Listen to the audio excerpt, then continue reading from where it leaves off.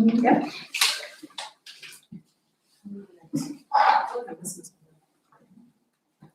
Recording on. Want to be? Yes. We'll call this ESD 1 regular meeting this Tuesday, February 8, 2022. Time is 5:34. Let the record reflect all commissioners present, except for Commissioner Camarillo, Commissioner Roberts. Not sure if legal counsel is on the phone. We do have staff present. With that, we'll go to 1.2, the pledge. Those that want to.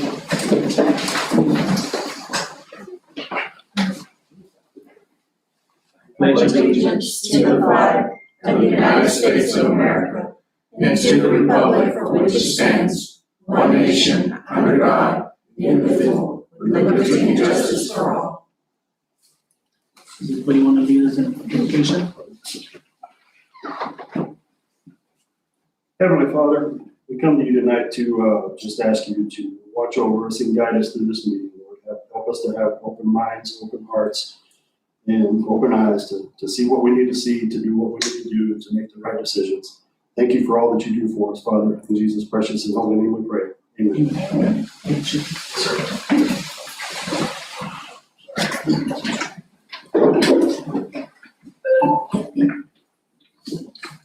4.3 is public comments. Yes. Sorry about that. I know, I didn't tell you this. I'm sorry? Okay. I'm on it. Kelly Smith, I'm sorry about that. Okay. Thank you, Shelley. Any public comments? No public comments, we'll go to new business. New business 2.1, Joint Chiefs Report. Yes, Commissioners, have a couple of things to go over. Finally, we've collected enough data in our records management system where we actually start showing you some response times and those kinds of things and how calls are breaking down. As you can see here, we started back in April of 21, so we still don't have a full year of data, but we're definitely getting a lot closer. Chief Lee, can you go over what they're looking at and discuss the breakdown? Sure. And then Commissioners, once Chief Lee's done, if there's something else you're looking for, just let us know so we can create these reports for you so we can bring them to these meetings. Right. So Chief. Sure. So you're good, and you will see a little bit of variations on a couple of these as far as the number of incidents, and that's basically how the incident's broken down. If it's a canceled en route, sometimes it's not counted, and this is one of those cases. So this one's going over average travel times. As you can see, the average time is 12 minutes, 3 seconds. Now, keeping in mind that this data started back in April of 21, and it was also including response times with the volunteers as well. So some of these responses, are from the volunteer station and the apparatus out there. So they're going to be a little bit longer than what you're going to see in the months to come as we start bringing more personnel. So right here, we just kind of have the percentages of how long it's taking for us to get on scenes, and keeping in mind that this is a very large county as well. So we do have times when you will see larger distances. Now, this is 30 minutes to 1 minute, 59 seconds, I'm sorry. In this category, the longest one I saw was about 1 hour and 7 minutes, and it was all the way to the state line. So there are some longer hauls that we have to make, but that's just what it is, especially until we start getting those 3 stations and be able to reduce the response times, or reduce the distances to reduce those response times.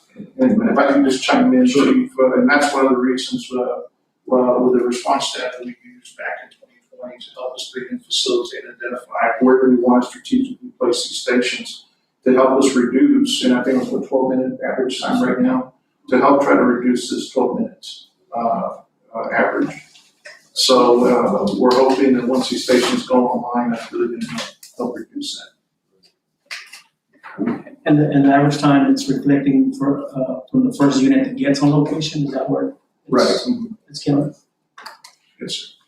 So we all, are you gonna show turnout time as well? Yes, sir. Okay, so travel time, just for clarification, travel time is when the unit says we're responding till the first unit arrives, okay? That's what travel time is, or other people call it response time.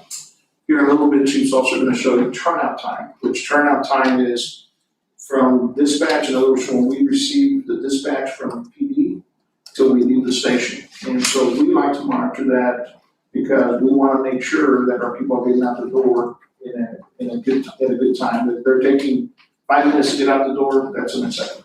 You know, we want them out the door, I think it's, or 80 seconds. 80 seconds for fire, 60 seconds for units. 30 minutes. So we're trying to, so this allows us to monitor those times, and be able to, we start seeing some trends where we have certain shifts or certain apparatus aren't getting out, then we can address those issues and say, hey, we need to improve these areas.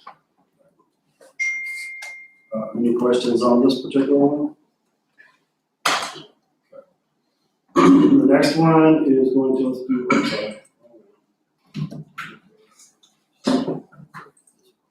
all right, this is average turnout times, like Chief was explaining. This is from the point of dispatch to the time that the firefighters, or I'm sorry, the personnel call themselves in or out. So this one right now is at 2 minutes, 39 seconds. So obviously a little bit above 80 seconds. However, keeping in mind, this was also taking data into consideration that we were using volunteers as well. So it's going to be a little bit slower.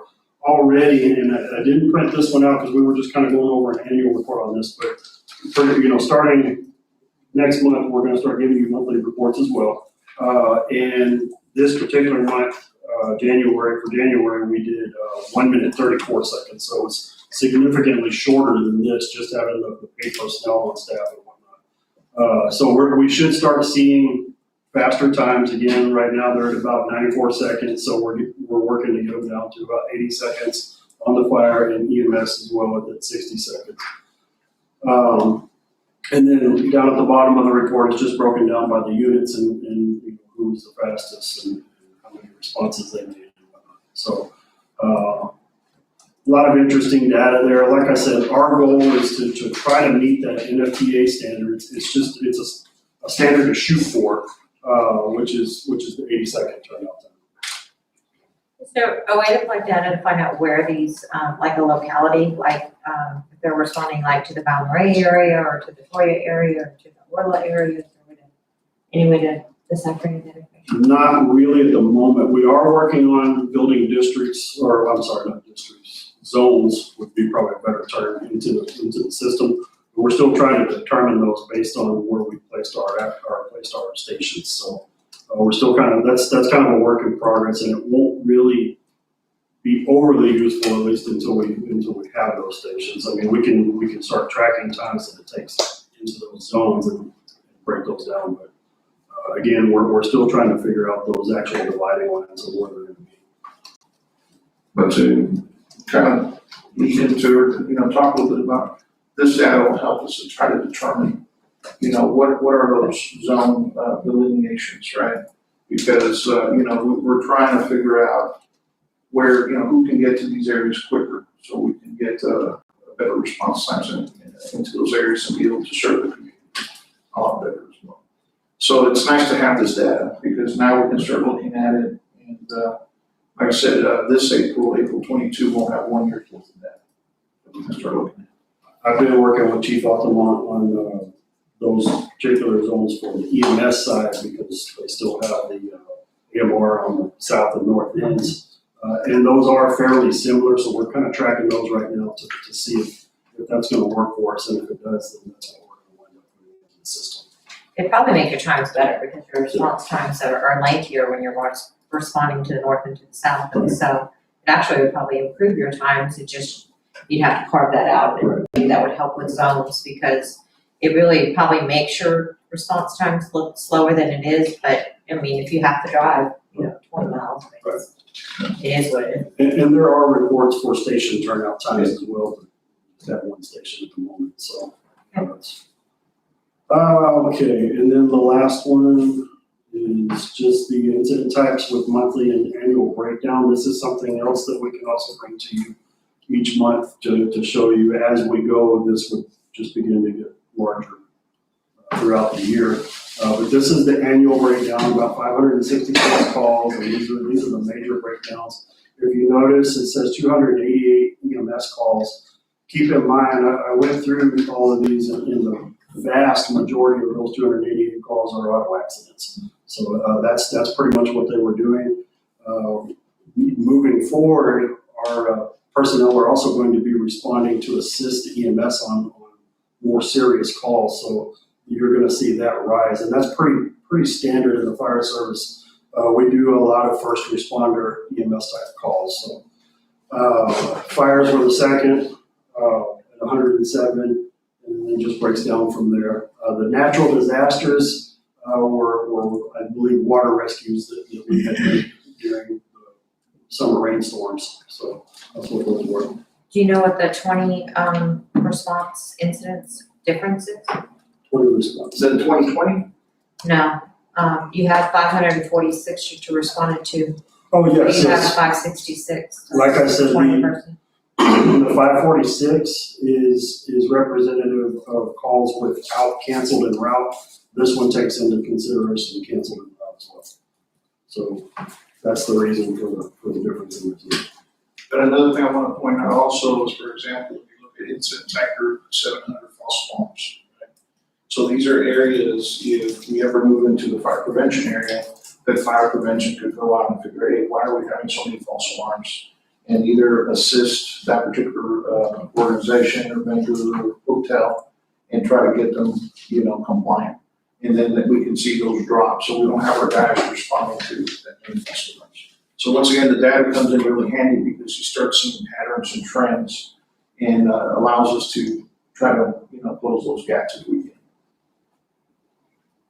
So would you add an incident type group for council en route? Because you are getting up and responding to that.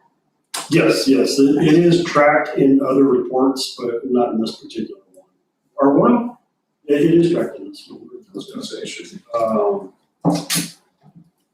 remember which one it's a part of. I think it's the Series 200, if I'm not mistaken, but I'll have to go check that one. Offhand, you kind of know those false alarm, that those mostly hotel. So that's a whole other report that we can actually break it down and figure out, how we're talking hotels, grocery stores, and those kinds of things. But again, because we don't have the enforcement, we don't have the authority to enforce, for us right now, it's just information, right? And every time we do respond to, let's say to a hotel, we do try to educate the management and say, hey, look, you might want to reach out to your company and have come fix this sensor. But we don't have the authority to enforce anything. Does that enforcement come under the responsibility of the city? Yes. And we do contact the fire marshal and we advise them of the issues, but again, there's no, we're not sure who's following through and, enforcing that or not. As of late, he's been contacting me and letting me know that he's going back into the hotels the last few calls that we've gone on. So he's. Does he, give you a report? No, sir. No, sir. Yeah, but we don't receive any reports or anything from the fire marshal. Fire marshal?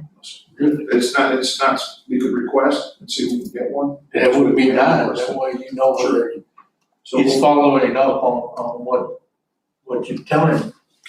so we'll reach out to him and see if we can get a report. All right. Any questions on that one? Any other questions? No, I would just caution you guys to make sure your data, so your monthly total is 566, and then put your runs, and your other one is 546, and so I think at some point when you're getting a huge gap, you're gonna wonder why, you've got five, yeah. Yes, ma'am. That's the difference between, so that means it's 20 calls for, if I were to run a report, I don't remember running this report early on. It's the canceled en route calls that's making that difference. Travel time, the reason that they don't count that is because you're not actually making it to the scene, so you can't make that time. So they don't count it on this particular type of report. On the other ones, they do count it, so that's why it has the 566.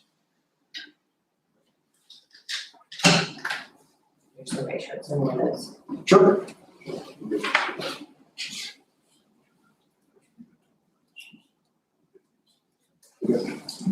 Okay, any other questions on that?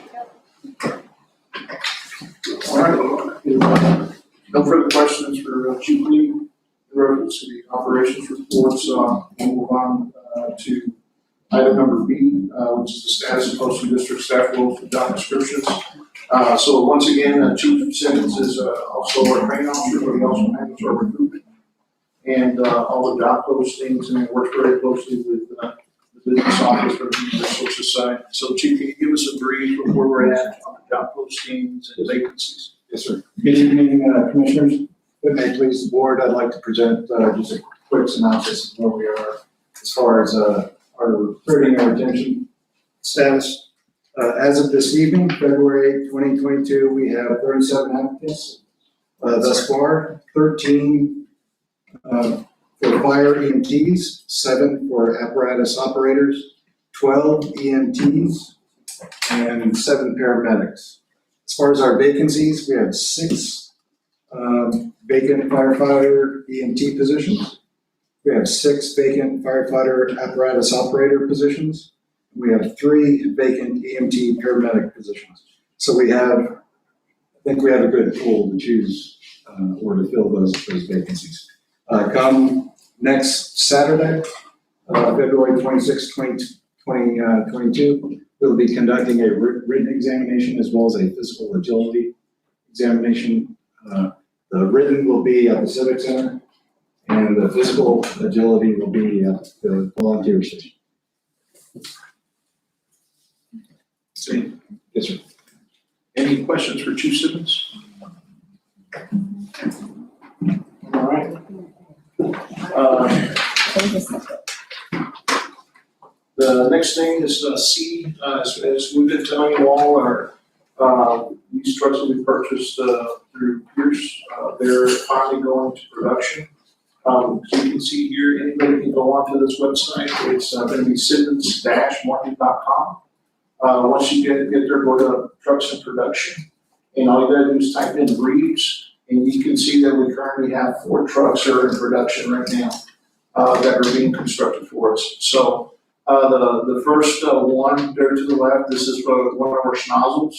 So it's going to hit on that, and this anybody can do this at any time, and it'll show you exactly where we're at with it. This one actually just got on the production floor. So as you can see, they're putting the cab together and building our cab at this particular time. Commissioners, this is what we call it, a velocity cab, and it will carry up to 6 firefighters. We did that on purpose because we are hopefully going to get our volunteer program off the ground. So this will allow to have, if our staffing's approved, have 4 career staff on duty, but we'll always have 2 additional seats, so we have volunteers we can put on the truck as well. The next truck is going to be, you just hit the arrow, it'll take you right back.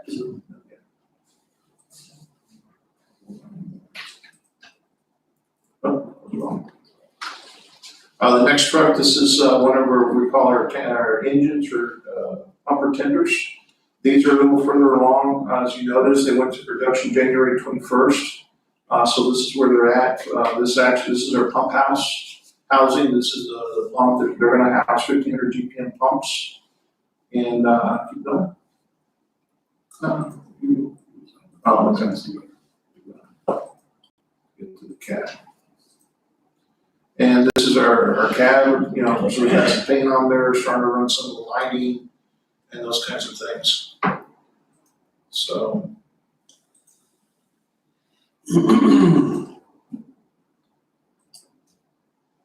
And again, this is available to anybody, so all of you can go on there at any time. Go ahead and go to the next one, which I think is further along.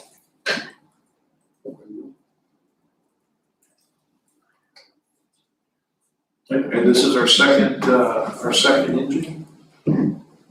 So we'll go back with it. Basically the same time, the same place. To show the box in the back. Engine one is the one that has the box. So everything sticks to schedule, the two engines and the heavy rescue, which we'll see here in a little bit, we should be going up sometime in March, for what we call final inspection. Hopefully we will not find too many things wrong with it. If that's the case, we should be hopefully taking delivery of those three trucks sometime in April. If everything continues. This is the box, this again will be carrying, 3,000 gallons of water. As you all know, that's a big challenge for us here. It's just water, sustainable water supply. So we're bringing water with us. So each of these pumper tenders will carry 3,000 gallons of water. It'll carry foam, and then the compartment space that you were noticing allows us to carry all the equipment that we're required to carry, to remain in compliance. So these are the two engines that are currently under construction. And finally, we'll go to the heavy rescue, which this one was also pretty much started with the engine, so it's moving along. Keep in mind, as what we've been talking about, is we have a lot of accidents that involve semis or heavy equipment, which requires different types of equipment to be able to stabilize, extricate, those kinds of things. And so again, takes up a lot of space. So this particular truck is what we're calling a squad. It's a heavy rescue truck. And basically, we'll be carrying all this heavy equipment for making big semi-accidents and that kind of thing. In addition to that, it's also going to carry technical rescue equipment, water rescue equipment, some hazardous materials equipment. So this is going to carry a little bit of everything. And that way we can go anywhere in the county and bring this equipment with us and back up any of the other responding units, depending on what we have. So those are the four apparatuses currently under construction. And like I said, if everything goes well, this vehicle and the two pumpers hopefully will be finals in March. And the only other vehicle we're waiting to go into production here at Pierce is our aerial, which we're hoping that we'll start seeing some production here pretty soon that we can bring to you all next month. Any questions? All right. The last thing I have for you all, commissioners, is just ESD2 is planning their MIC back-in ceremony. And I believe, did we confirm the time? It's up to us if we want to do 4:30 or 5:30, because either way, Ms. Foster will be able to make it. Okay. So again, our ESD2 commissioners picked February the 22nd, and we're going to do it at 5:30.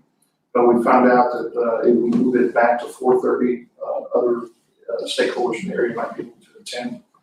We had already advertised February 22nd. So we're going to move it back to 4:30 and hopefully get some other stakeholders to come out. Monica's preparing the program and trying to get everything ready for it. I think right now we're tracking pretty good. So we'll do the back-end ceremony. The vehicles will be blessed.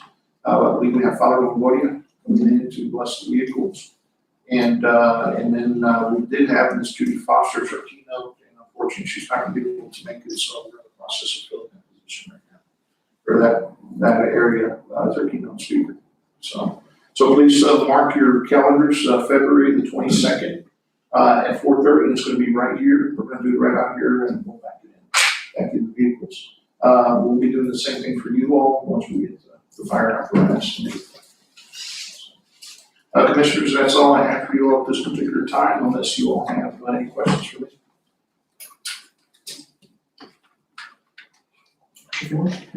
No. Okay. With that, we'll move on to the item 3, consent agenda. May I suggest something? Because we're gonna have to start voting. Would you guys like to skip to the action item of electing officers? Because the secretary and the assistant secretaries are on vacation. Also, forgive Commissioner Contreras, I feel there is one more thing under 2.2. There's one more thing for other 2 cents, if it's okay, you could present. Sure. Okay. So one of the items our commissioners asked us is for us to be able to present what we call an annual training plan. So Chief Simmons, again, is our training officer for both ESD 1 and 2. And again, his part of his job is putting together this plan, kind of where the direction we're headed. Now, like I tell all of our staff, and I mentioned this to you all as commissioners, our training plan, of course, it's a living document. This is kind of what we want to do, but again, it's also going to be driven based on incidents, responses, anything that might come up during the year, we might have to make some tweaks along the way. In addition to that, and Chief Simmons will talk about it, a lot of this is required because we do have to put in continuous education hours every year, both on the fire and the EMS side. And so it's really important that we have a plan to follow to make sure all our personnel are meeting those requirements because we do get inspected and we have to provide these training records. So Chief, can you just briefly go over it with the commissioners? Yes, sir. Good evening, Commissioners. I'd like to present another quick summary of the district's annual training plan for fiscal year 2022. This is going to be real brief. I know there's a lot of reading involved, but I'll make it quick.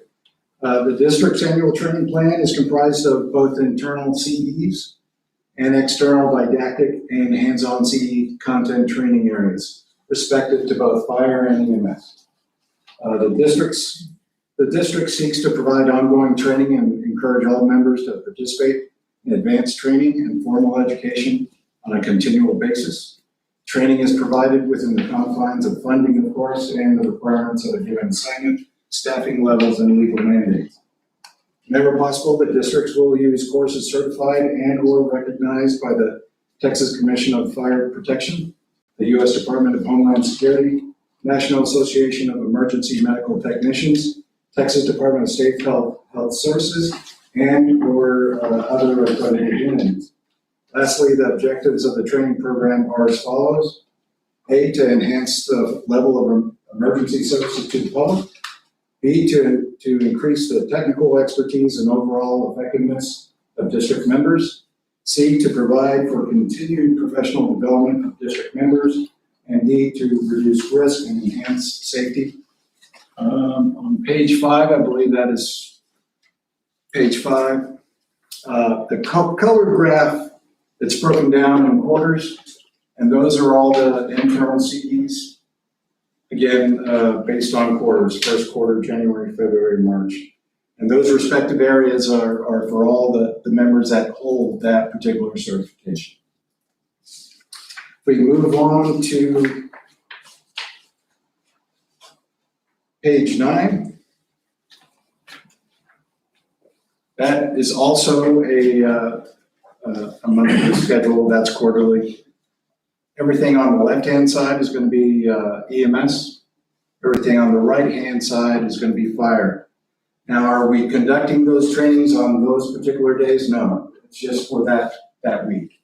As you well know, we have calls, we have a lot of disruptions during the day, so we just assigned it to that particular week. For January, where you see FTAP EMS and FTAP Fire, that is Field Training Evaluation Program. For all our new members, they're going through our field training as we speak today. I'm sorry, that was January. For February, for EMS, they'll be conducting site training, EAP and CISM. Fire will be conducting fire apparatus operations, RPMS, and fire suppression. Those items in the middle of the week are blocked out scheduled trainings. We have a ZOL representative coming on those particular days to assist with the site training. For those that don't know what site is, it's a ultrasound that's going to be on our ambulances. Let me chime in right quick. Yes, sir. So, Commissioners, one of the reasons we do this in addition to that, as the ESD is growing and the work's getting out, we are starting to get phone calls from surrounding communities, surrounding departments to say, are you doing any stop and bleed training or CPR training or suppression training? And instead of inundating the chief. Now we have, we send in this, we tell the chief, he sends this to him, hey, this week we are, if you're interested, let us know, and we'll send you the invitation with a specific date and time and location. So this is why we do this every year, to try to be able to also reach out to surrounding communities and departments. So this particular schedule, quarterly schedule, this is all hands-on, and the previous is all CEs. It's all internal online training. If we go down, that particular week, we have, that is to be determined if we have the funding to send some folks to this training. This is off-site training. Monica, if you could scroll down a little bit more. We have some other off-site training. Teaks Industrial Fire School, that is pending as well. Every year we'd like to send some folks either to the industrial or the municipal fire schools at Teaks. In addition to that, some other projects that I've asked the chief Simmons to look into. For example, here we have so much industrial oil and gas fires that we respond to, that we're trying to find a ONG program that we can say, hey, this meets our needs here, and we can start sending groups of firefighters over the years to get certified. So we have a standard that we can follow, and everybody's trained to that standard.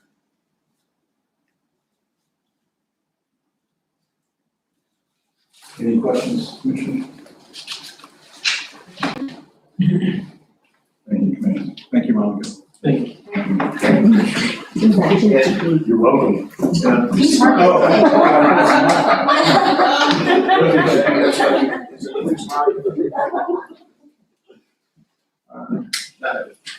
Rodriguez now with section 2.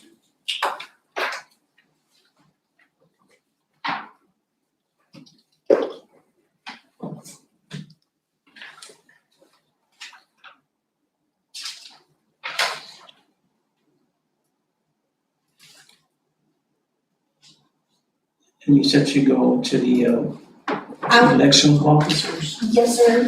Unless you wanna table it and then Vice President or the President can sign off on it for the minutes.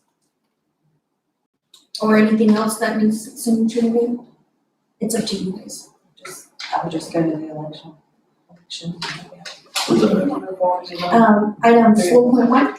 So we go like, there's two.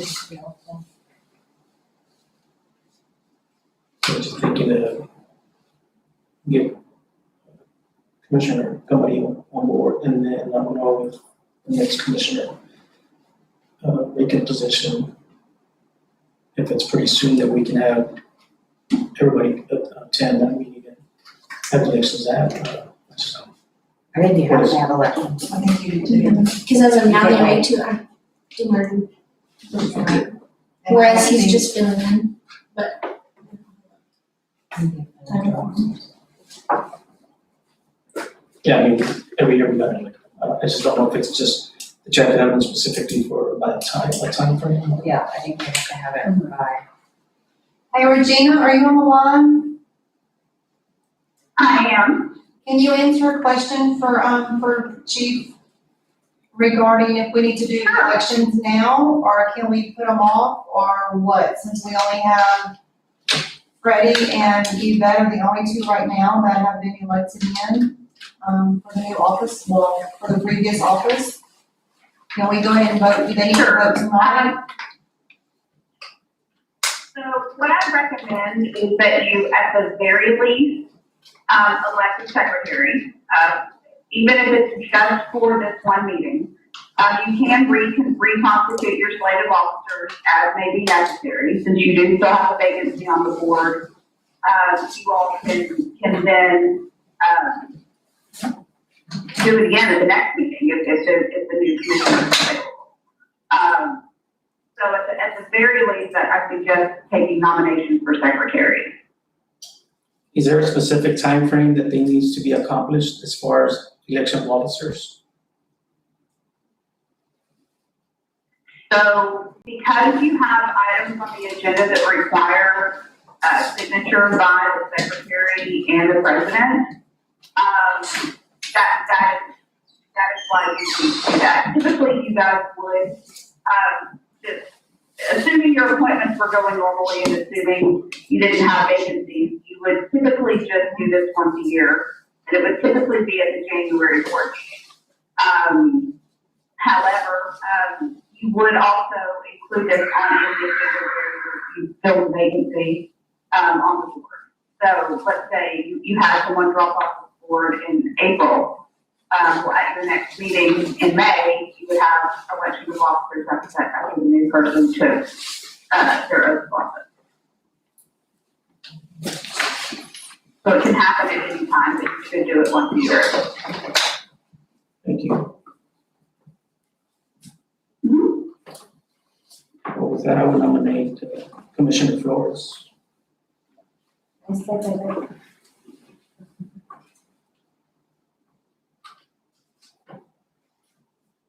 There's been a motion by Commissioner Contreras, second by Commissioner Riker, to nominate Commissioner Flores as secretary. You accept nomination? Sure. All those in favor say aye. Aye. Thank you. That was item 4.1.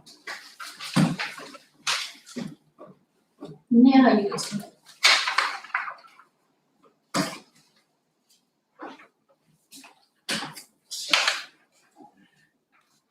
We'll jump back to item 3, consent agenda.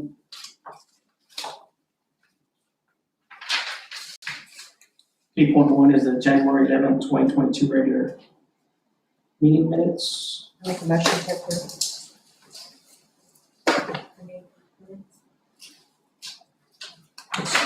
I'll second motion. Any further discussions? Then a motion to approve the January 11th, 2022. By Commissioner Riker, second by Commissioner Contreras. All in favor, say aye. Aye. Aye. Any nays? Thank you. 3.2 is a business manager's report. Can you open up, the summary of this one? So this is the summary or the transactions list, and this is a little different from the ones you've been seeing. We went ahead and we separated it down by vendor number or by vendor so that you can see what we're actually paying each vendor throughout the entire month, from January 1st to February 8th.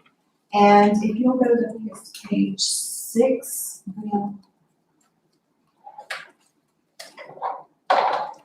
I wanted to just show you something. Okay, go down. Yeah, keep going. Keep on going. Yes, sir. Okay.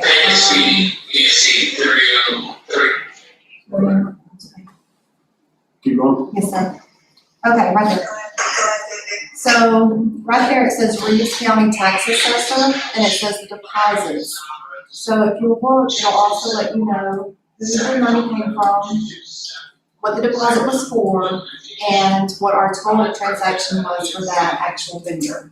So for revenue, we accepted for December, at the end of January, or for December, what came in January is actually 1.8 million for last year's taxes. And then we have the new one for January the 1st to the 15th, which is only 954. So it gives you a total of 2.8 million. And this is how you can break down the expenses if you want to see something for a certain vendor. Like the next one is Reeves County, Texas, MVCNT. And it will tell you that we paid an invoice, what the invoice was for. It was for a sled, the lung, whatever that spray is, and how much we're going to be paying outstanding whenever we get ready to pay the check.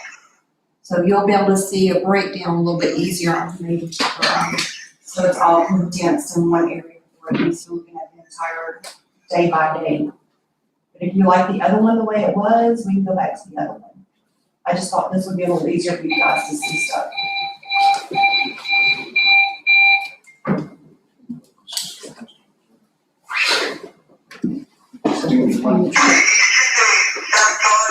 Do you have any questions over the bills that we processed for the month? I'll also tell you the PO numbers, if there's a PO, up there, the check numbers, if we wrote a check, invoice, if it was paid with a deposit, if it was a credit card, a check. So I'm thinking this might be a little easier for you, for everything to be more concise for you guys. So Ms. Clark, I guess my question is this, income report? No, this is not even, it's still the books. So just to remind and bring the Commissioner Force up to speed, again, because we are a startup, one of the things we did is we purchased a accounting software. And so the business office has been going through the implementation process. So once that is in place completely, the reports are probably going to change again. So, If you'll want to look at any questions regarding the transactions we did for the month between January and February?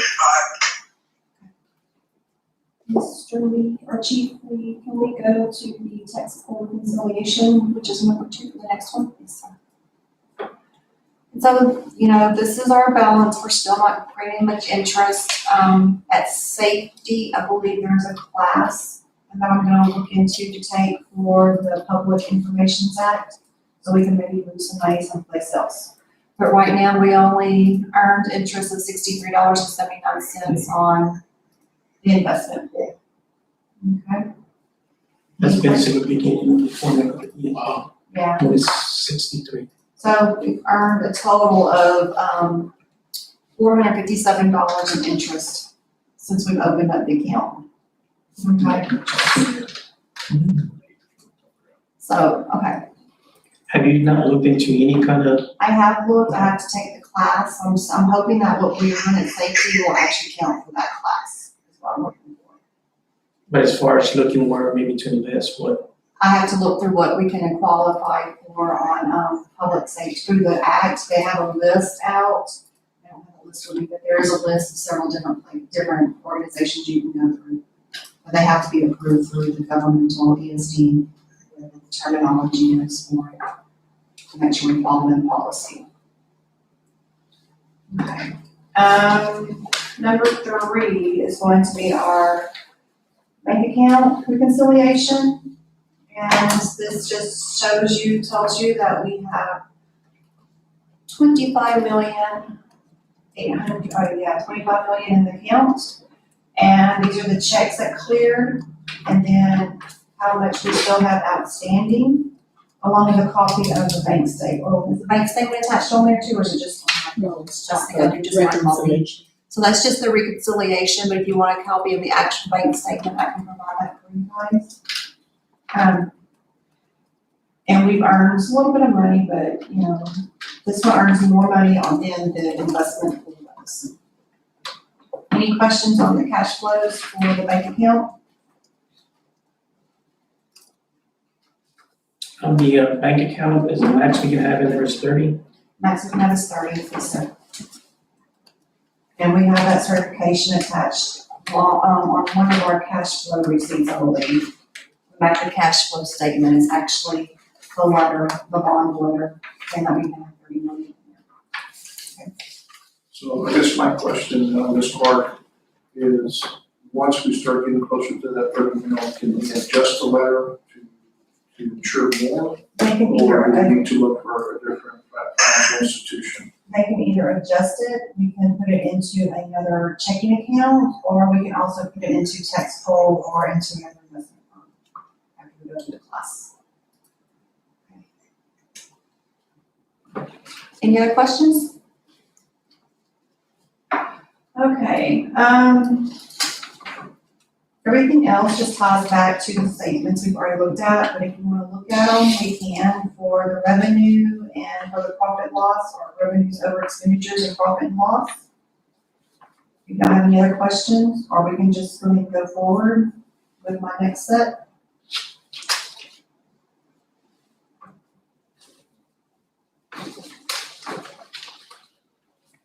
Can you open up, sir, on December closeout? Can you go down? Okay, 3.3. So this is the action that I'd like to go ahead and take for closing out 2021 and sending everything to the auditor.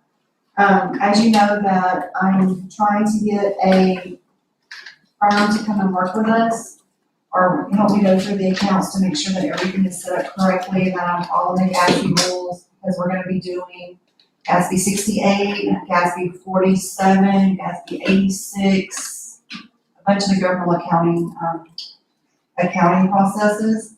And I wanna make sure that all of my inflows and outflows are correct, because we're gonna be adding some accounts too, especially if we're taking over the volunteers program, and I need to make sure that everything is set up correctly. So I'm still looking at, I have my engagement letter sent out to a vendor already. I'm waiting for them to return the agreement letter along with the information that Regina told me to ask me to send for the addendum. And then once that comes back, then we'll go through and we'll have some more stuff set up in different formats.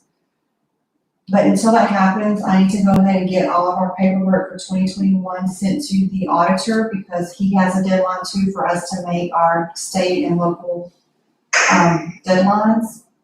So what we did is we went into, can you open up the balance sheet, please, sir? Yes, sir, the first one. So what we had to do is I had to go back in due to the property tax into the month report wasn't available from the tax office until last week. So I had to go into December and make some adjustments regarding the revenue. And when I did that, we increased our revenue. So all of my totals on the balance sheet, well, actually most of the totals changed. For the revenue changed and some of the expenses changed. And we have a breakdown of that. What happens is the end of the month report from the taxes and the tax company center, tax office came in, and I had to do some adjustments. So our revenue actually increased a total of $35,000. So I had to increase the revenue, and then on our expenses, we also had some expenses that came in after our last board meeting for December. So we had to enter those invoices into our December month, since they were for December 2021 budget. So that increased some of our expenses as well. So we had to do those adjustments, and then now this is what I'd like to send off. All this paperwork is what I'd like to send off to the auditor for his approval, and any journal entries that he may have to make, so that we can make sure that we are within our time frame to make everything to state or to the commissioner's court. And if you have any questions, I do have the original that we sent in December, along with the changes, along with some markups that I have, so you can see exactly where we made those adjustments at. So I have all that over here in paper, pencil. And if you want to ask me some questions, then go ahead and we can look at some of this.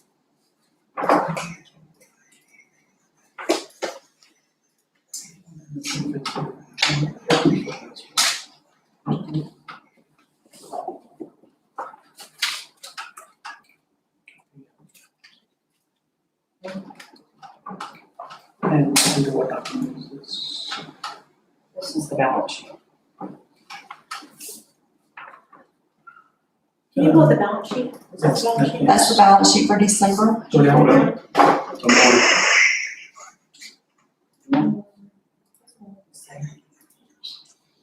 Which one are you looking at, Tony? It just has it as 1, 2, 3, 4, 5. Under 2 point, or no, 3 point. No. Nothing, you were saying the balance sheet, but the fifth. The fifth entry? Oh, No, Should be the balance sheet, go back to the balance sheet, please. yeah, it should be the balance sheet. The profit and loss. Oh, profit and loss, okay. Okay, so that's a different one. So profit and loss, and you're looking at, It's in our balance sheet. For some reason. oh, it's the title wrong. I'm sorry about that. It's okay. So do we have that sheet here? Yes. So if we can go to You're three looking point at two, 3.2, that was on 3.3, right? Yeah, that's what you're gonna do. so that's, okay, so look at, You want me to open the 3.2? oh no, go down. No, go back down to 3.3 and look at revenues over expenditures and let's see where it got put out. Where it profit and loss. So that's a profit and loss. That's January through December. Yes, this is for 2021, so it's the entire year. So, This is general. Yeah, she said it's tucked away in there somewhere, it's labeled wrong, it's labeled wrong. What is it? this sheet. Yeah, it's under the wrong one.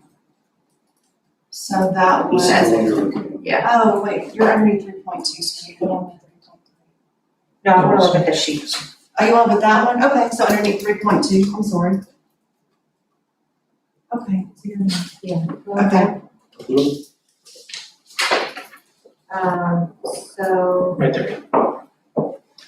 For legal services, 5605, 21 was the, just for the month of January.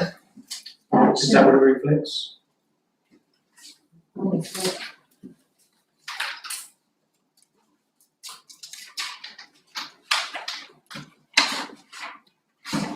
got 2021, 2022, actually 2022. it is, but that's for 1 month. Yeah, for legal fees, because some of them came in after, so I can tell you what legal fees those actually are. So it's not necessarily it's in January, it could be It December. could be some for December that came in after our cutoff date. And that is going to be number.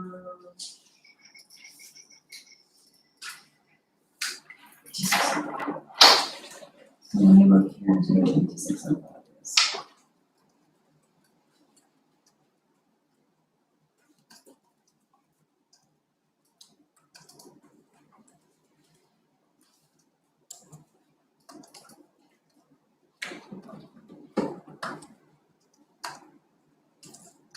So in 2022.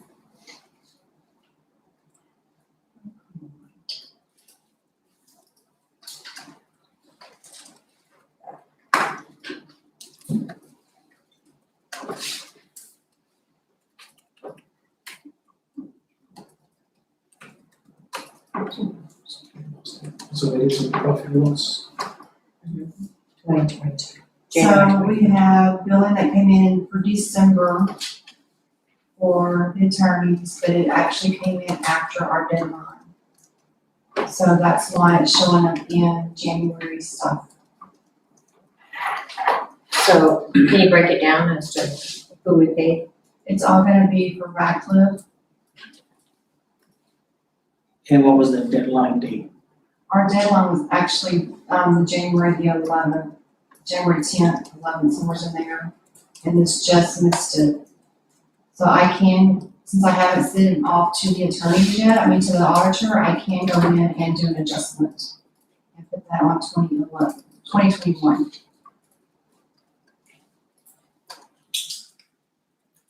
Not all of it, but I can put some of it on there.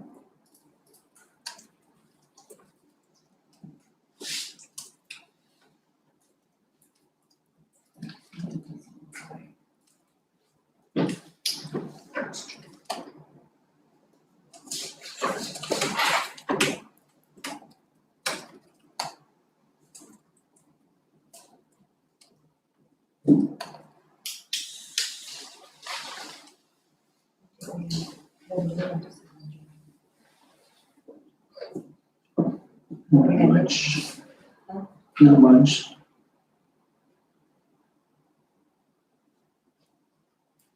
You want the invoices? So we just put that up, maybe. I'm just curious, I thought, well, we were cutting down on our attorney expenses, so I don't know where we spent 21,000. It was for, there's real estate, construction, employment, annexation, and in general. And then we also have, the November stuff was construction, PI, building, employment, and annexation in general. So some of that amount goes back to November also. Is that a split, I guess that's the split amount with the ESD too? No, No, because do they they bill it do it, separately? yeah, they bill it separately. Each ESD gets, That's a percent, it's our own contract. We can't keep spending that. I mean, that's one. And we haven't even gotten anything from Maddox lately, so that's not including Maddox either.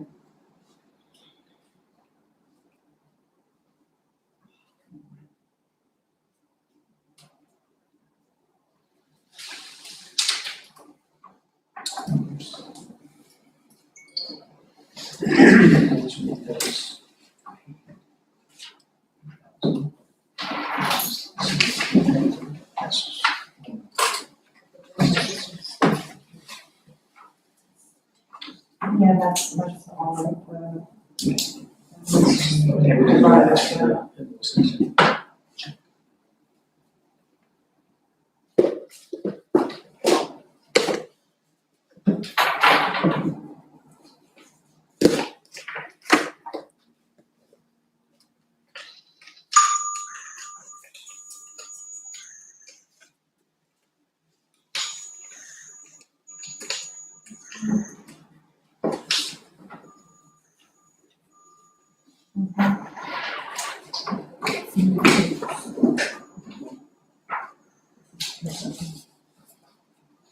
Oh, there's Oneana too, we paid 17 for Oneana.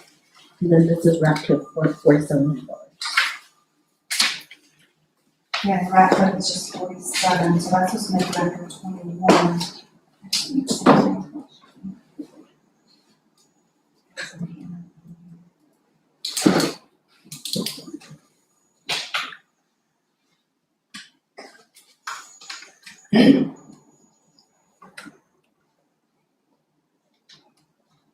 Would it have to be also on this, transaction list? Or would it be somewhere else? No, it should be on the transaction list, and you should have one for Oneana. And you should have one for rat clip. So the one for Oneana. If we can go to the transaction report,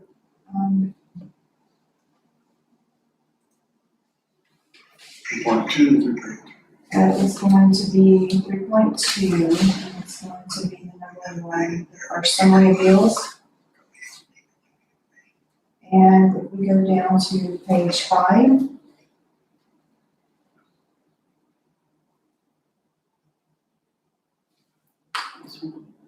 Keep going down. Okay, let's see, and then go back up just a little bit, right there. So O'Hanley is 14,400, that was for, going to be December and October, well, October through December. So we paid them a check, and then we just got billed a new process, so we owe them. That's the transactions that we took care of. And the check that we're writing is gonna be for 17,900, which is their December's bill, which I'm not sure when this actually came in.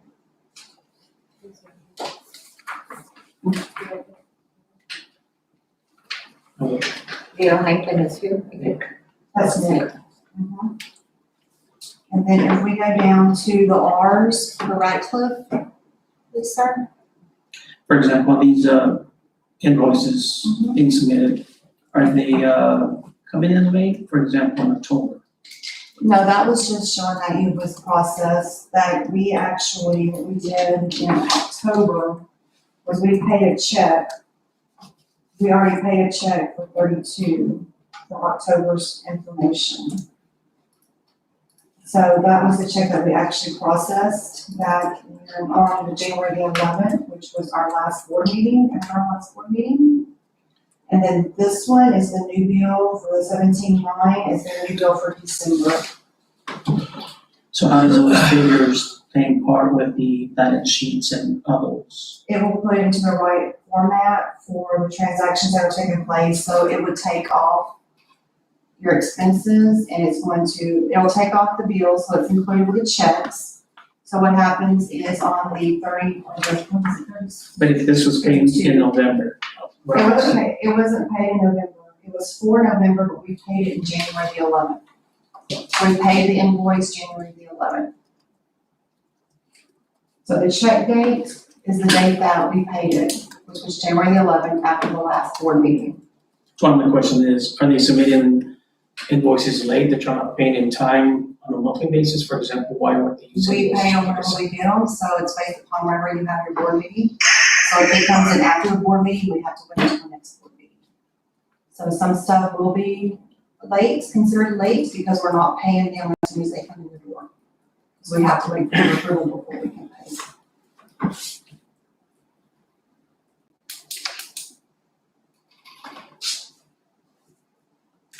So this Radcliffe is a law firm, Radcliffe is a law firm. and so the other is one, what was the other one? a law firm as well.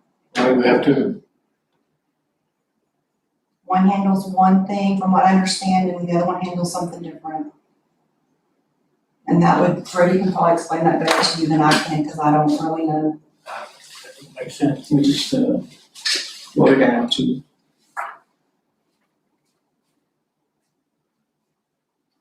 So if you look at the bank statement, it'll show you this check cleared, or should have cleared, so that check number. My understanding was that there was forming of the insurance on the line unless we needed them, so we're not paying them fees, right? That's correct. Are they on? It's right online because I think we have something she has to discuss, and Matic should be on the line too because of policies he implemented for this time. So they both should be on the line today. But we're paying them for the entire. I'm happy to address my bill. Okay. So at the end of each month, we'll just take a month out of the year, November 2021. At the end of November 2021, we print our pre-bill, review the pre-bill, revise them as necessary, and then those for the November time are sent out 1 week before the board meeting to the client, always. So that way they have time to be processed and reviewed and handled and can be presented to the board at the board meeting in the next month. So the November bill, meaning the bill for November time, which would be dated with December 2nd, 3rd, 4th, whatever date, would be presented to the board at the November meeting. I mean, I'm sorry, at the December meeting. I've never been the one not providing my bill.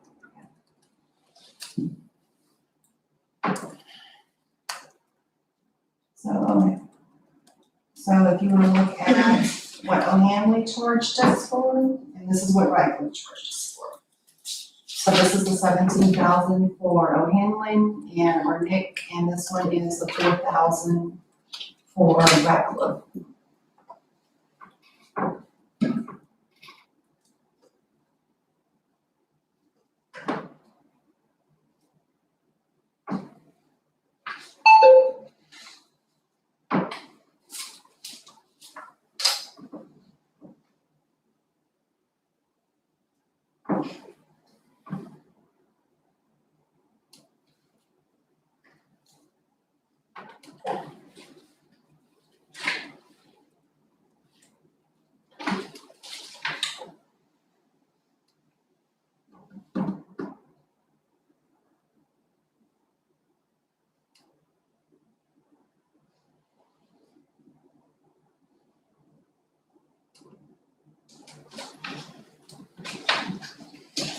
I'm just like, get a handle on all this. It's too much.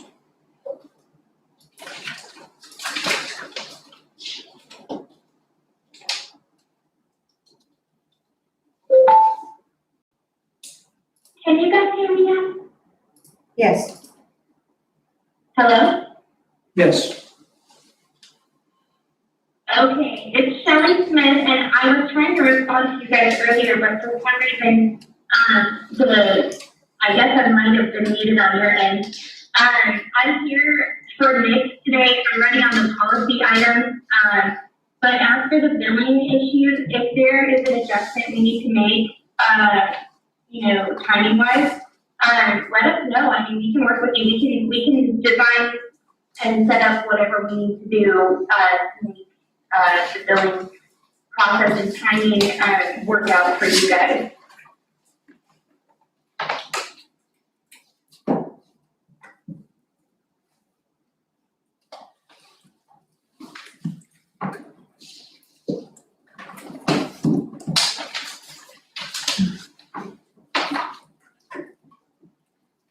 Can you all hear? Yes, ma'am. Yes, we hear you. Thank you. Okay, okay.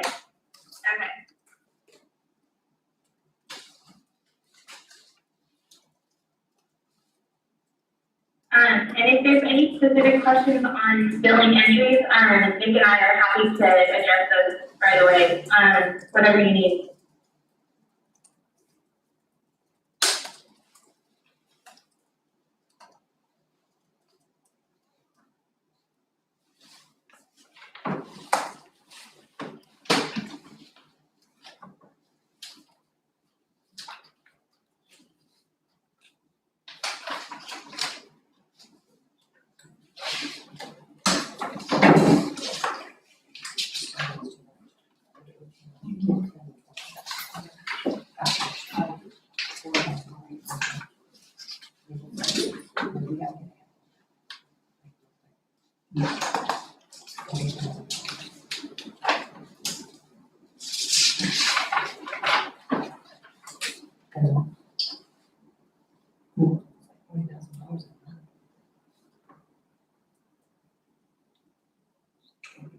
Well, 17 of the 4. There's the 17 and.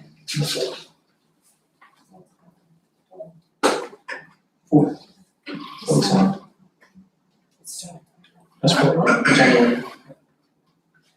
I mean, what do we budget for the whole year for legal services? And legal services, what you have budgeted. Keep the 120. Things to usually increase that. Priority. It's gonna be so much.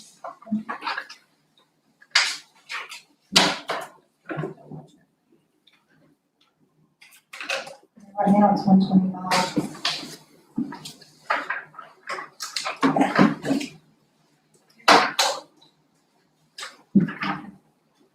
So I forgot, are any more questions on that, Ms. Piper? No. I think we're gonna have to, as a board, we have to get a handle on our legal services and what we're spending in legal services. Right now. I agree. But I don't know why we got two. If you, one does one does the other, why don't we find one that does the whole thing? Be cheaper.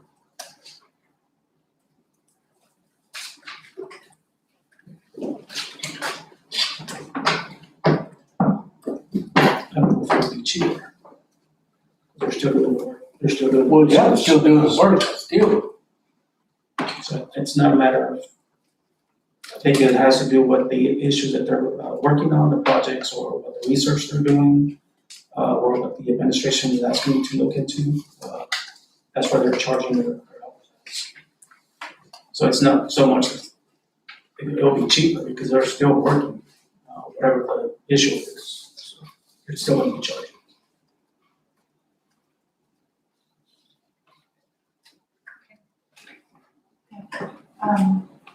Do you want to go back to 3.2 and approve the invoices so that we can sign, pay them, and then sign on and pay, and do this payment tomorrow? Sure, I'll make a motion that we're.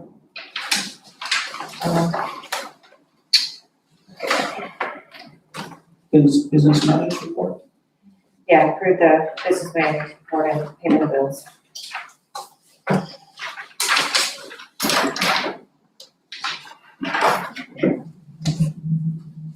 I'll second. Any further discussions? No further discussions. There was been a motion by Commissioner Riker, second by Commissioner Montedas, to approve the business manager's report as presented. All in favor, say aye. Aye. Any nays?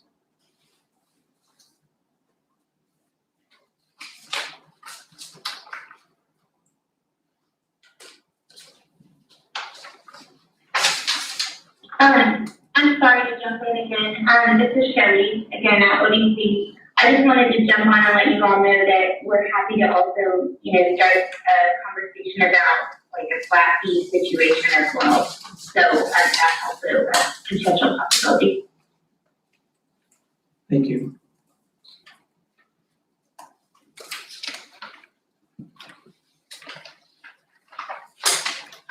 3.3, discussion possible action on 2021 operating budget, close out. So I showed you guys the December information that I'd like to send to the auditor. So if you're okay with the numbers that we have to present to him, then I would like, if you would vote for it, yea or nay, to go ahead and send everything over to Joseph so he can start the audit for ESD 1.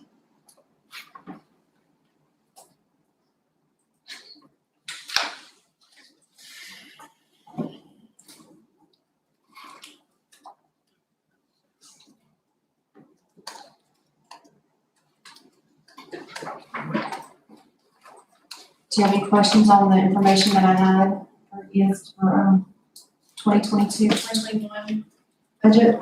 A through F is what's being sent? Yes, Or- A through F. Let's Along just with close the year out. payroll, yeah, just close them out. Yeah. Along with payroll documentation that he's requested and some other things he's asked for.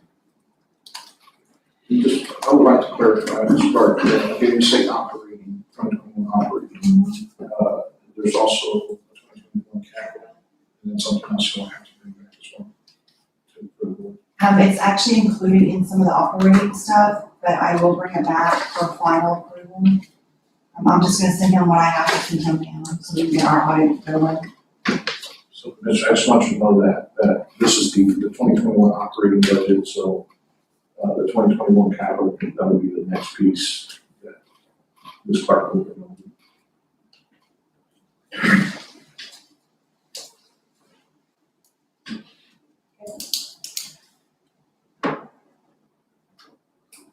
I'll make a motion to send out the 2021 operating budget proposal to. Second. There's been a motion by Commissioner Riker, second by Commissioner Flores to go ahead and send out the 2021 operating budget, close out to the auditor as presented. Any further discussions? No further discussions, all in favor say aye. Aye. Any nays?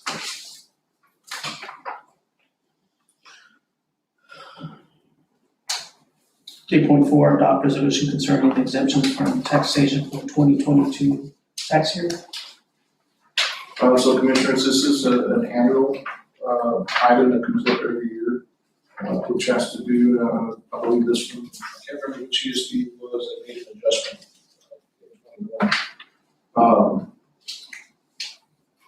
So once again, you know, our recommendation would be where it was, I believe that's what, pretty much has been done in the past.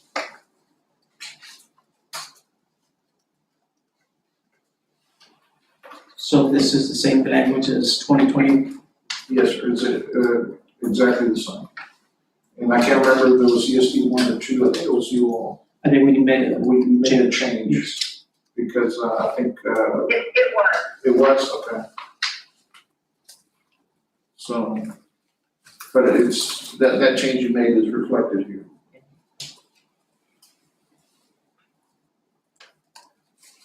Yes, the bracketed highlighted language is what you adopted in 2021. I do want to note that for section 2, for the general homestead exemptions, that is the statutory limit for governmental entities such as yourself, ESDs and other special districts and certain other types of governmental entities. So you can't go any higher than that on section 2, but you certainly can adjust your over 65 for residential homestead, over 65 or disability exemptions if you chose to. And Commissioner, I believe section 2 is what you guys maxed it out, last year. This is Peterson. Yeah. That's it.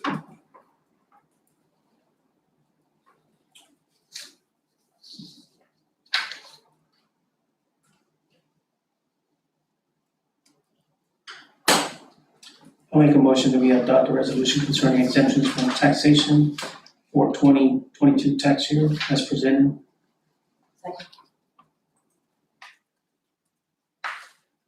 There's been a motion by Commissioner Contreras, second by Commissioner Riker to adopt a resolution concerning the exemptions from taxation for 2022 tax year. Any further discussion? All in favor, say aye. Aye. Any nays?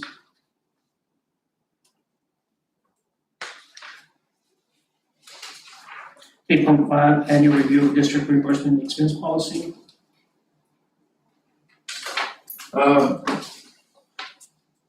Help me out here, Regina, this is also an annual one we have to bring up every year, correct? It is an annual agenda item. It is one that we do like to get in front of our clients, every year, particularly right before they're about to go to a conference. Simply because it does outline, the board's, per diem policy, or what was the board's per diem policy, which we can address that in a moment. As well as, what are reimbursable expenses and what are not. And we always, like to give our clients the opportunity to amend it, within the law, but also if they feel like there needs to be any adjustments, to any of the reimbursable expenses, that might be advisable. We don't have any suggested revisions at this juncture, but I did want to point out to you, you may recall, back in early 21, for those of you who were on the board at the time, the commissioner's report did ask you all, this district in particular, implement the $150 a day per diem, because previously prior to that, there was no per diem in place for this district. ESD 2 had one, but ESD 1 did not. So, whenever you all adopted your board policies, I guess towards the end of this past year, that you all worked on, with the other firm, there is a note in there that says that, the commissioner's report sets your essentially your per diem. I don't believe that was the word that was used, but, and that is not the case. You all set your per diem, $450 is the maximum. But I did want to note that for your reference. So if you want to keep your per diem, I do recommend that you make some modifications to your board policy to reflect what your reimbursement per diem policy actually says.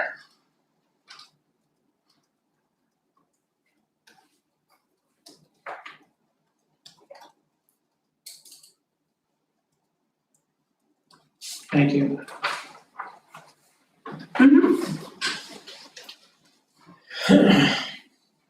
So since it's just an annual review, nobody has anything, then we'll just leave it the same.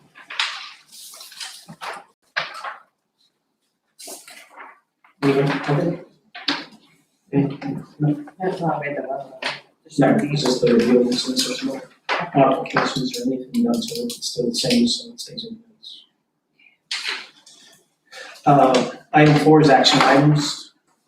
We already discussed 4.1. 4.2 is discussion and possible action amendment of West Texas National Bank and textbook authorization.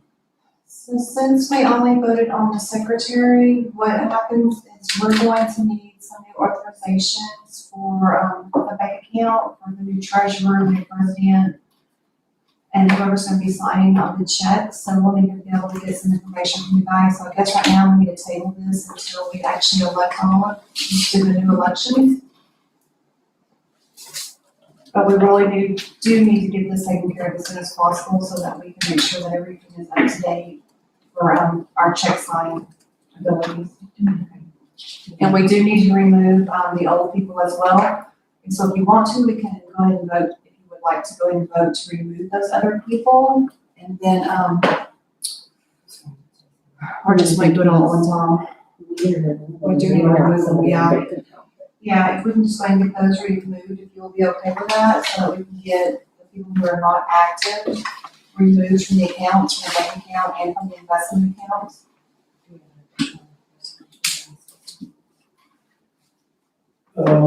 It's an email.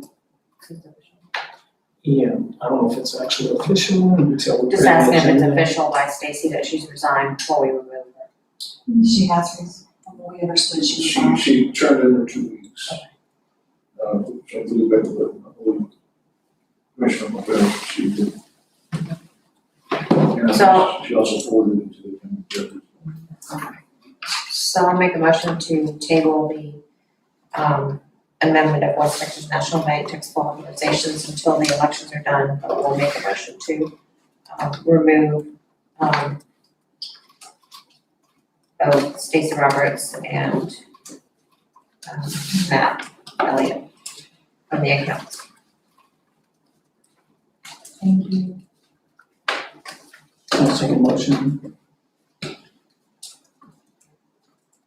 To leave the amendments as the way it is until new members come on board, but do authorize to remove Commissioner Roberts and Commissioner Elliott from such document. Any further discussions? No further discussions, all in favor say aye. Aye. Any nays?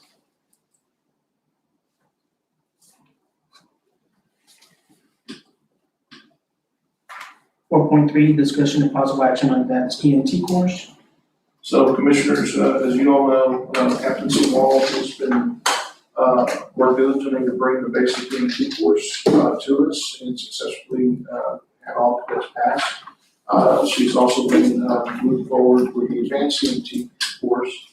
And then after this, of course, paramedic and teacher program, we're bringing her over. So she is in the process of coordinating an advanced EMT course, and she wants to offer this up to ESD one, and see if you all are interested in participating.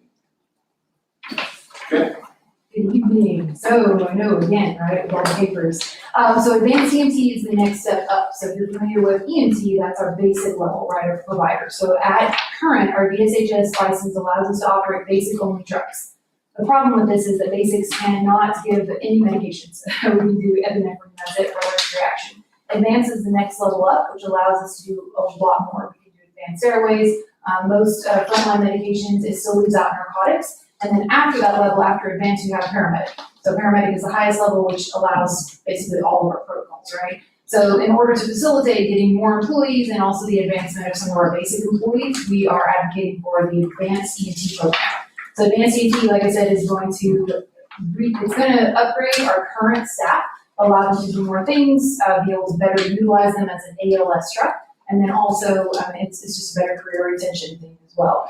So we're going to do the same thing that we did last time. FISDAP is the online test and proctoring skills scheduler. It's kind of an all-in-one system. It's $189 per student. So what I've done is I based this off of 5 people in ESD1. Those were the interests that we got back just on an informal poll from ESD1 only. So everything in your packet is strictly for your district, all right? And we're presenting separate numbers, same numbers, separate quantities to ESD2 based on the interest from their employees. So FISDAP is on your first page, and then you've got Jones Barlow Learning, which is the textbook. Last time I recommended that we use the workbook, but this time I really don't think we need it. Majority of advanced EMT is a refresher of EMT. I don't think we need to pay the $50 for the workbook, but it's completely up to y'all. The workbook stays with the student. So if you look at the very first page, page number 2, $296.59 with the workbook, $251.97 without. There's not a lot of difference. So it's completely up to y'all which one you prefer, if you approve it at all. But the textbook would come back to us again for library and reference purposes. Advanced EMT is offered several places. None of them are in West Texas. I did a lot of research for this one, so all my numbers are on this paper. Breaks it all down. Your total cost per student is going to be a little less than $500 for textbook fees. We have to have student name tags. These can be cardstock. It doesn't really matter. It just has to say students. We are still paying for the coordinator fee for this class simply because the coordinator class doesn't happen until the end of April. And at that time, we'll have it and that $1,000 will go away. We have a DSHS fee and then our books, bringing our cost per student for your purposes to about $700 per student. All of it on their clinical sites. Looking for my page 2, I apologize. So there's a spreadsheet on the one page and there's a spreadsheet on the second page. So the second spreadsheet page is the one that shows you the breakdown of what other people charge. So ESD costs with the advanced skills test, we have an advanced psychomotor test and a cognitive exam, $985 per student is what our total investment for the student would be. If you go with EMT fire training, you're paying $44.95. If you go with EDCPR, $3,200, Texas EMS, $3,600, etc. Odessa College does not offer this course, neither does Midland College. Neither does El Paso Community College, as a matter of fact. I just got their information back 2 days for the paper. Temple is the only classroom course I could find, and it's $4,200. So our cost per student is negligible in comparison to actually bringing that curriculum in or sending our students out of state for this particular class. Coordinator letter is the next page. And because it is, and then the TAC guideline detailing it. Because it is almost $1,000 investment, we are asking a commitment letter and also a training agreement.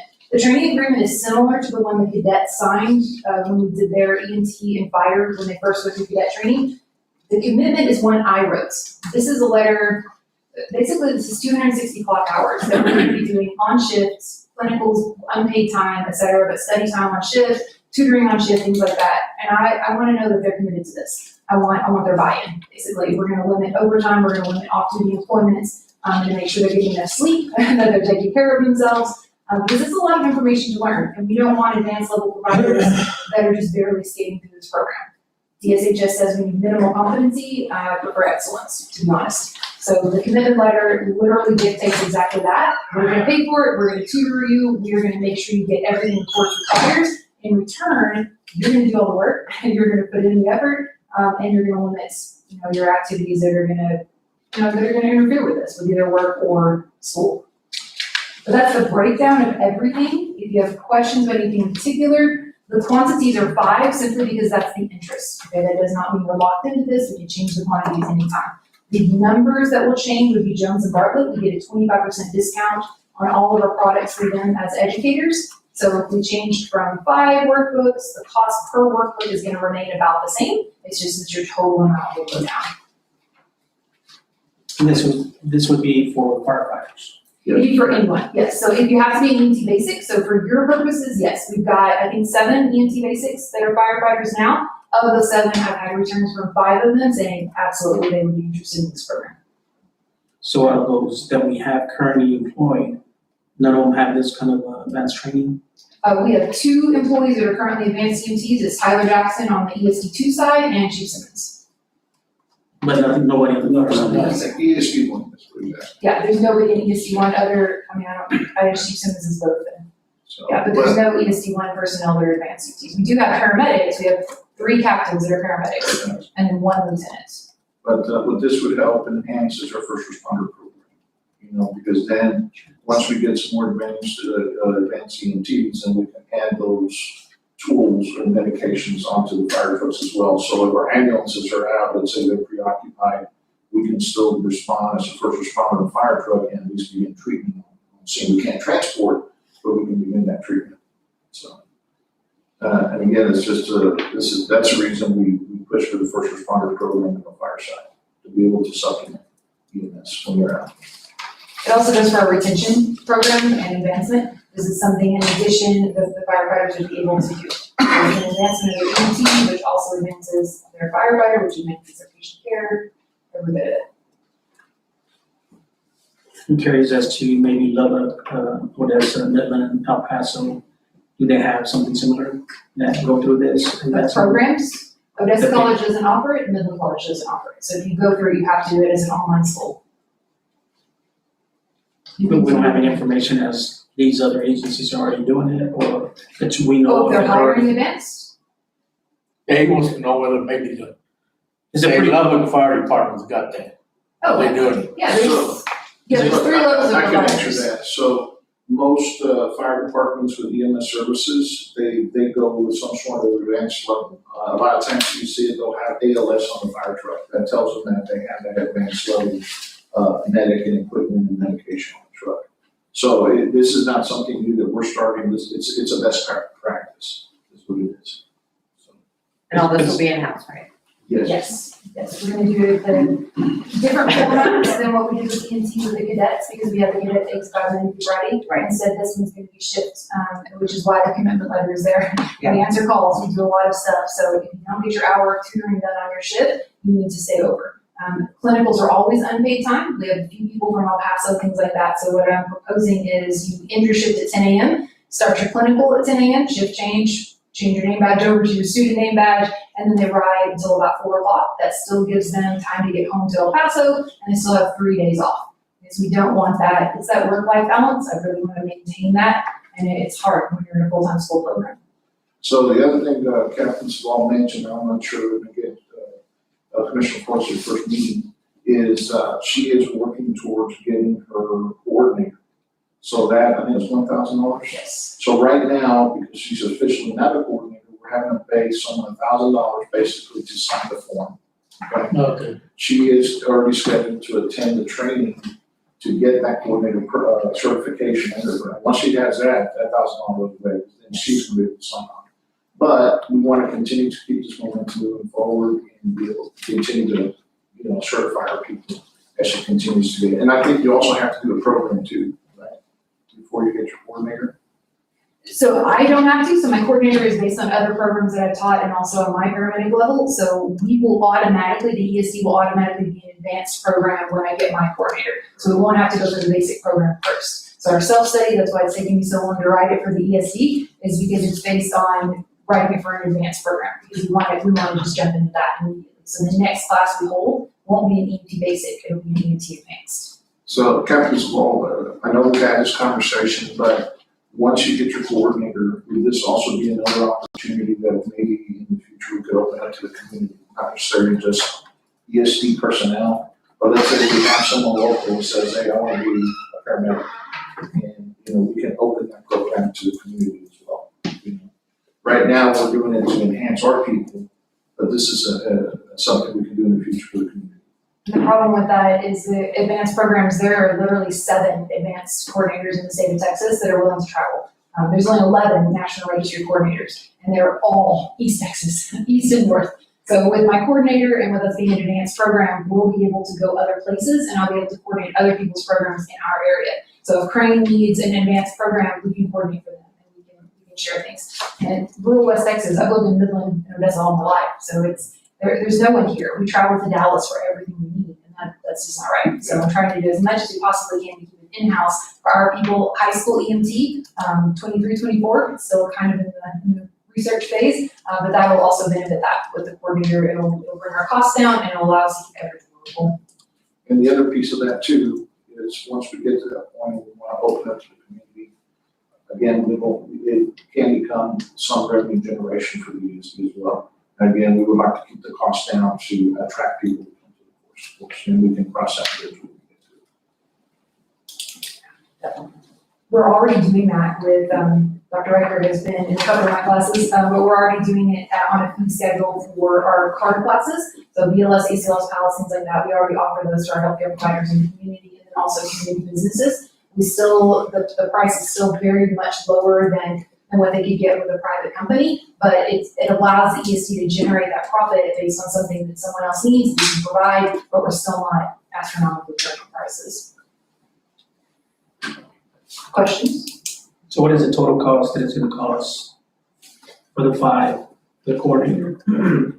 So- And for everything? I can tell you.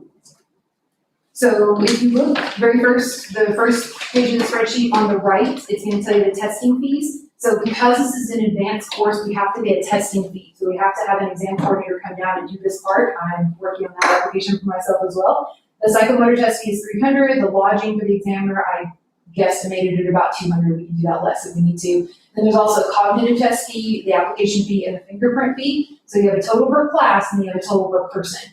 So the course is about $703, which is all of your textbooks and everything per person. Then you've got to include your tests, so $985 is per student is what this would charge. So if you add that by 5, we're looking at a little less than $5,000. We can do all of our students for the cost of one with Texas EMS School. But I did not add it up, the total cost times 5, mostly because I didn't know we were going to have 5. 4,720. Yeah. Thank you. And 5 was We budgeted money for training. 4,725. And 945 times 5. And the 5 is an arbitrary number, guys. That's the one that I got 5 people that showed an interest in it. I did my numbers based on 5. Yeah. So if only 3 people actually commit, then we're just gonna do 3. And the other thing to also keep in mind, approximately 75% of what we respond to is EMS. Yeah. So this Is it is 47? a great skill. 47? 945 times 5 is 4,725. 4725. I'll add that line in next time. 985.39 times 5 is 4,926. But they may not all go, so we just approve the amount of students to go, and if it goes beyond that, then they'll have to just bring it back, so. I'll just make a motion to, I'm all about letting people advance, so make a motion to, approve the AEMT curriculum tech cost for the amount of 5 students.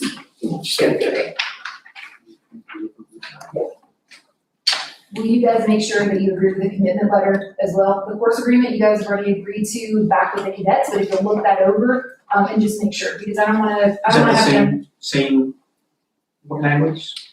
The commitment letter, Yes. the course agreement, yes, the training agreement is the same language as the cadets. The course agreement, the commitment letter, I've had Chief Simmons, Chief Garcia, look over, and a couple of the chiefs that asked for their opinion. But if you guys are okay with it, that's basically what I said was, I want your commitment. I wanna know that you're dedicating your time to the class. It's a big test, it's a big class, and we're doing it in about 16 weeks. So we're gonna hit it hard and heavy, they're gonna be really in it. And overtime is awesome, but I really wanna limit that to make sure that we're gonna get students out of it. Right. I think you said we need a requisition, okay? Then with y'all's permission, I have permission to requisition the 5,000 tops for if we do 5 students, it's gonna be roughly under that 5,000, okay. And then I'll work with you to get the POs. Okay. But we're gonna get commitment letters and we're gonna get training agreements before we do any ordering or anything like that, because I wanna make sure they're fully in. Because talking to them in an informal process is one thing, but actually sitting down with them and going, hey guys, we're gonna sign this paper. Is that a name? Yeah. And sometimes it's back up. Let's hope not, but yeah. Questions? All right, these packets are yours to keep, but it's also on your agenda. So if you have any questions, just let me know. I can hopefully answer them as long as it's not math related. Chief Garcia's calculator. There's been a motion by Commissioner Wright, seconded by Commissioner Flores to approve the advanced EMT course as presented. Any further discussions? All in favor, say aye. Aye. Any nays? Yes. You're also doing. 4.4, discussion possible action, ISP decision on construction cost fund versus a 5-year more size service agreement. To this one, and maybe I just started this. Luke, you're, Ready? sorry, Yes. which one? ISP? Yeah, the ISP. Okay, so, commissioners, what we need is a vote from y'all on whether y'all want to amortize your ISP or if you want to go ahead and pay up front for the construction costs or building out the ISP infrastructure to bring us. When I say ISP, y'all know what ISP is? Internet service provider. Oh, okay. Okay, so it's bringing internet to each one of our facilities. So to summarize this for you, basically, we have to do a 5-year commitment if we amortize. When I say amortize, you all understand what I'm saying? That makes sense. So basically what they're doing is when I say amortize, they're paying for the construction of bringing in the internet service to the location, okay? In exchange, they're upping our monthly service charge to pay for that construction, okay? The other way is we pay upfront for the construction, we pay them for the construction, and then we pay obviously much reduced service charge per month, okay? The amortized amounts requires a 5-year contract, 5-year commitment. The model we're paying for construction up front is a 3-year service contract, okay? I did the math for us, and do we have that picture that I sent to you with the how I figured the interest rate? No. No, okay. Okay, so basically the way the math works out is they're charging us about a 9.6% annual APR, or APR, for amortizing the ISP. It's not a bad rate.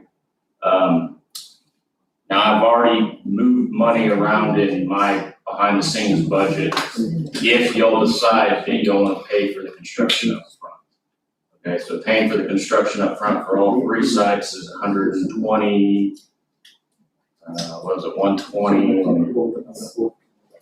just 120K, oh, there it is right there. So,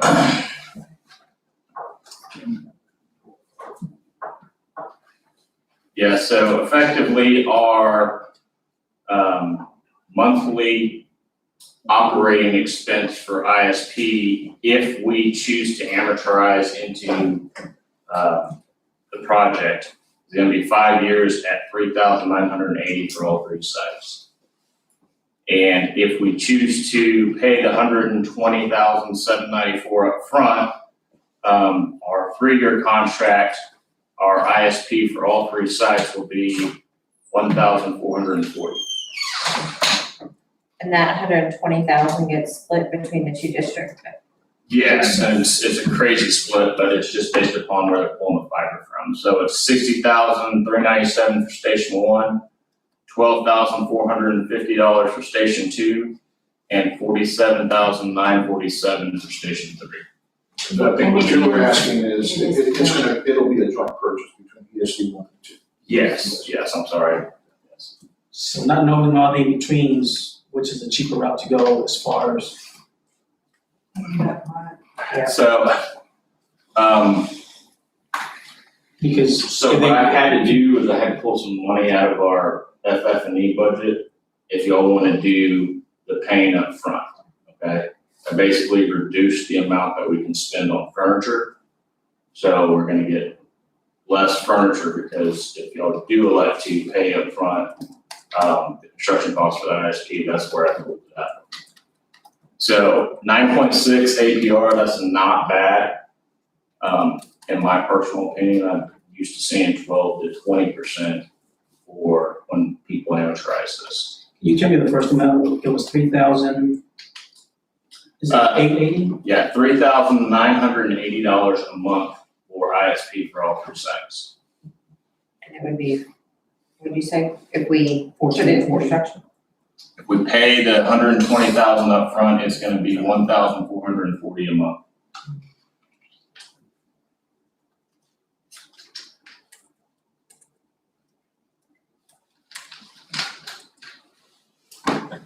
We're basically saving 30,000 maybe? You would pay it up front, I've got 31,606. basically 30.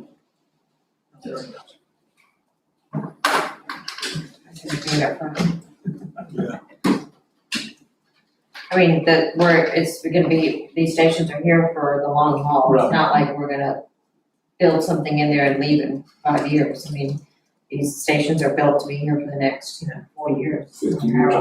Yeah. Would you recommend paying it up front? I just wanna make sure you all heard too, so he's taken out of the FF&E, so furniture, fixtures, and equipment. Well, that's what I'm asking, Yeah. you're looking at the numbers, we're just getting the information, so based on what you're seeing, would you recommend us going? Paying it up front? I mean, the thing I struggle with is the interest rate, right? So pretty hard to pass up on that. The thing I don't like is being locked into a 5-year contract, and I don't have any guarantees or up and downs on these guys. And so that's what I don't like from a liability standpoint. From our point is if the ISP is constantly cutting out and we're constantly losing internet service, we don't really have the option to, hey, see you later, guys. We need to go find another provider, which there aren't any other providers. It's this or basically satellite radio. Yeah, which, that's what I was gonna mention, so when I was working on trying to get internet here, we're very limited on providers to begin with, and we're using Kinetic right now for this facility. Was there any future plans to do, fiber in this area? No, it's fine. Or that's Right, okay, that's yeah. what it's. And that's what took a little longer, because we were waiting for them to bring the fiber up to us, and that's why we had to wait a little longer to get it. But the way technology's going, you can put this guy's on it right now, if you don't, even that 5 years from now, you may have something better. You never know, especially the way this town is growing. Yeah, internet service, so it's commercial internet, so it's Yes. not like your house. Your house is Right. a shared pipe, so they guarantee 500 megabytes, that's iffy at best, right? This is a commercial one, so it's a guaranteed up and down. So I have seen over the past 4 years, the cost of commercial service start to creep down. It's nothing like it's been for residential though. So it used to be 4 or 5 years ago, a gig internet service was, $200 a month, $150 a month. Now it's like 50 or 60. Do we know why this amount wasn't included in maybe the upfront projects when we first, if it wasn't included in that, we're gonna take it out of the. Like low voltage IT, like why wasn't it space budgeted for Just internet? because there's just so much variable, we weren't even sure like who could provide it, what we could get, stuff like that, so. But you would put a placeholder for money, for. Yeah, so I've got a placeholder for utility tap fees, okay? And usually that's enough to cover a little bit of internet construction costs, but we're talking about 120 grand. So it's not, I don't have near enough budget to cover our utility tap fees, which is electrical, and I have water or sewer, but basically I was planning on electrical and a little bit of ISP, and this is way over that. So we're taking out 120,000 away from another line item, so what are we gonna be missing? It's gonna be Well, furniture. Yeah, but I mean, So instead of, we got desks but no chairs? No, what we're talking about, Luke and I have been talking about is we would get lower quality furniture, okay? And just want to reiterate, these facilities are gonna be used 24/7, 365. It's not like people go home on the weekend. I went through the same thing at VFW when I was the assistant chief there. They could not understand why the furniture wasn't holding up until they realized that we didn't go home.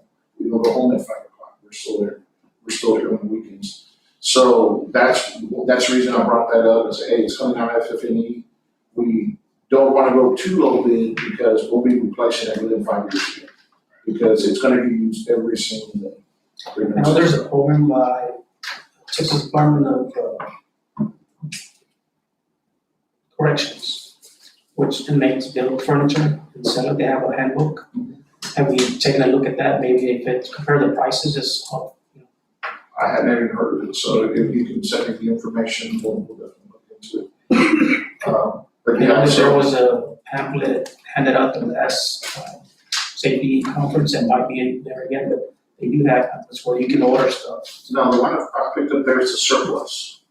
I've But never this seen the is kind of like a correction one. catalog, and you can even order foam, furniture, there's a lot of things that you can buy off I've seen the the surplus. Texas Department of Corrections. As a matter of fact, we were just talking about the surplus just the other day, for that. But that would be my only concern, is that if we do take that money, the 120 grand, we go lower bid on the furniture, just heads up, within 3 to 5 years, we're probably gonna have to replace some of that. And that is if, at the end of the day, you could have still money left over, or the plan would be to have money left over in contingency, correct? So if all goes as planned, you may not have to lower your budget for FF&E if you have contingency money left over. yes, so long and short of that is yes, but I'm pretty good at my budget, so I can tell you if we're paying up front for this, and the numbers are a lot higher on buying the furniture.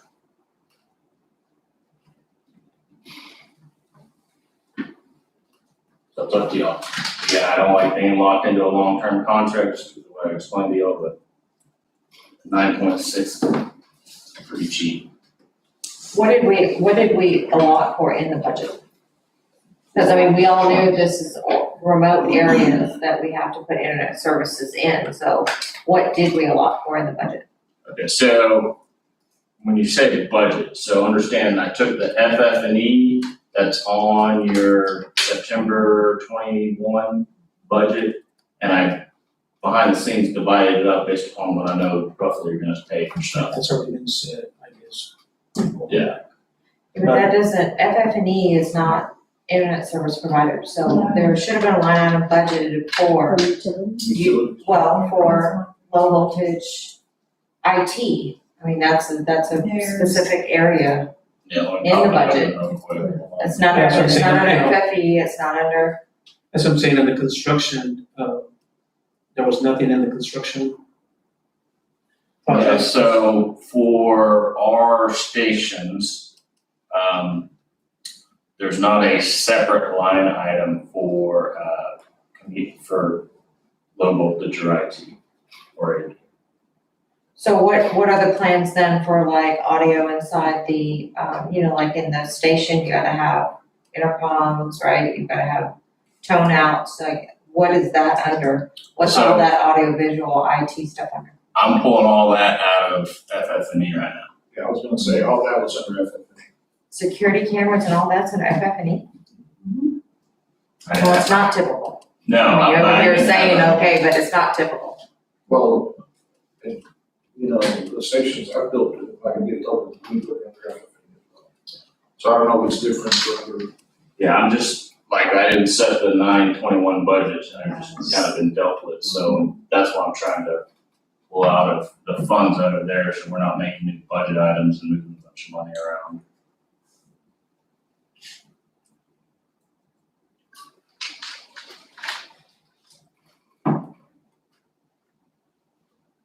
So, we don't need y'all to sign on anything, because obviously we gotta go get ESD2's approval on this. But we just want y'all's preference on, would y'all like to amateurize this and do a 5-year contract? Or would y'all like to pay upfront, and do the 3-year contract? Once I have that from y'all, then I can take it to ESD2, if y'all are on the line, and then I can get the actual contract for execution.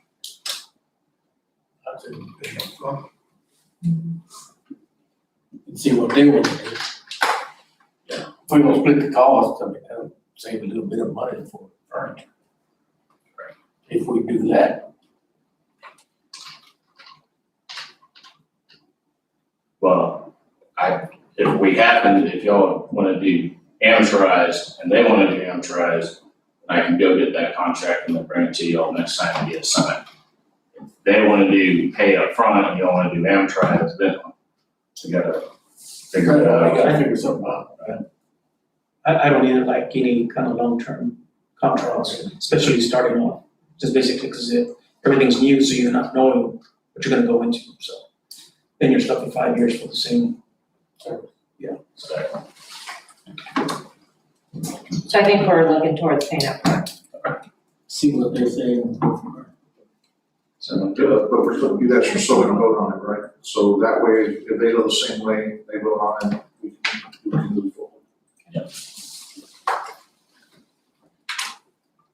So we'll make a motion to, pay up front the construction costs for the ISP, and splitting that cost with ESD2, Second. if they agree.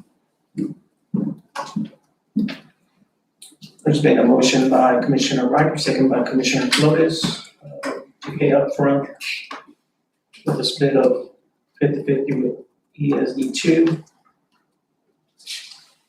Any further discussions? No further discussions, all in favor say aye. Aye. Any nays?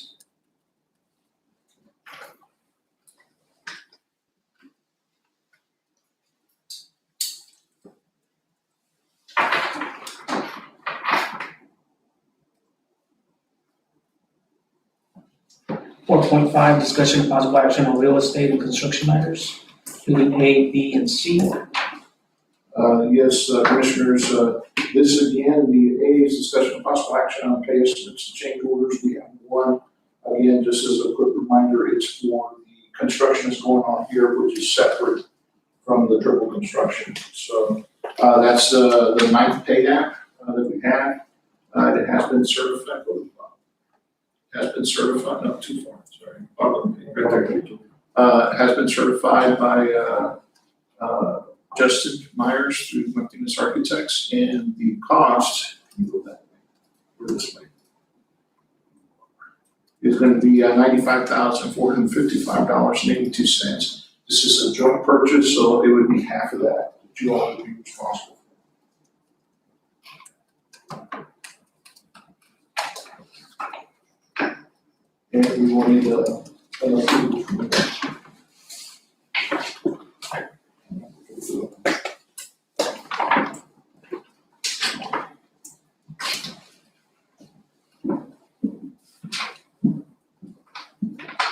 So this is not a change order, chief, this is just.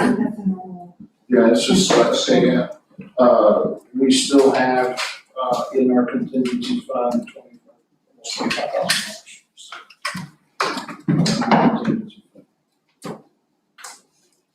Make a motion to pay app number 9 for the ESD temporary facility.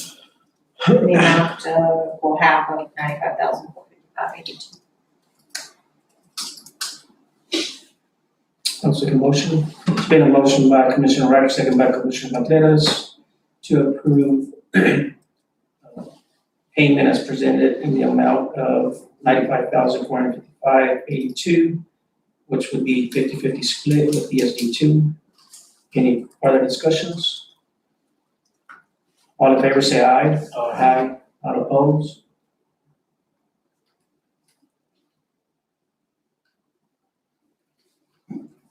Thank you, Commissioners.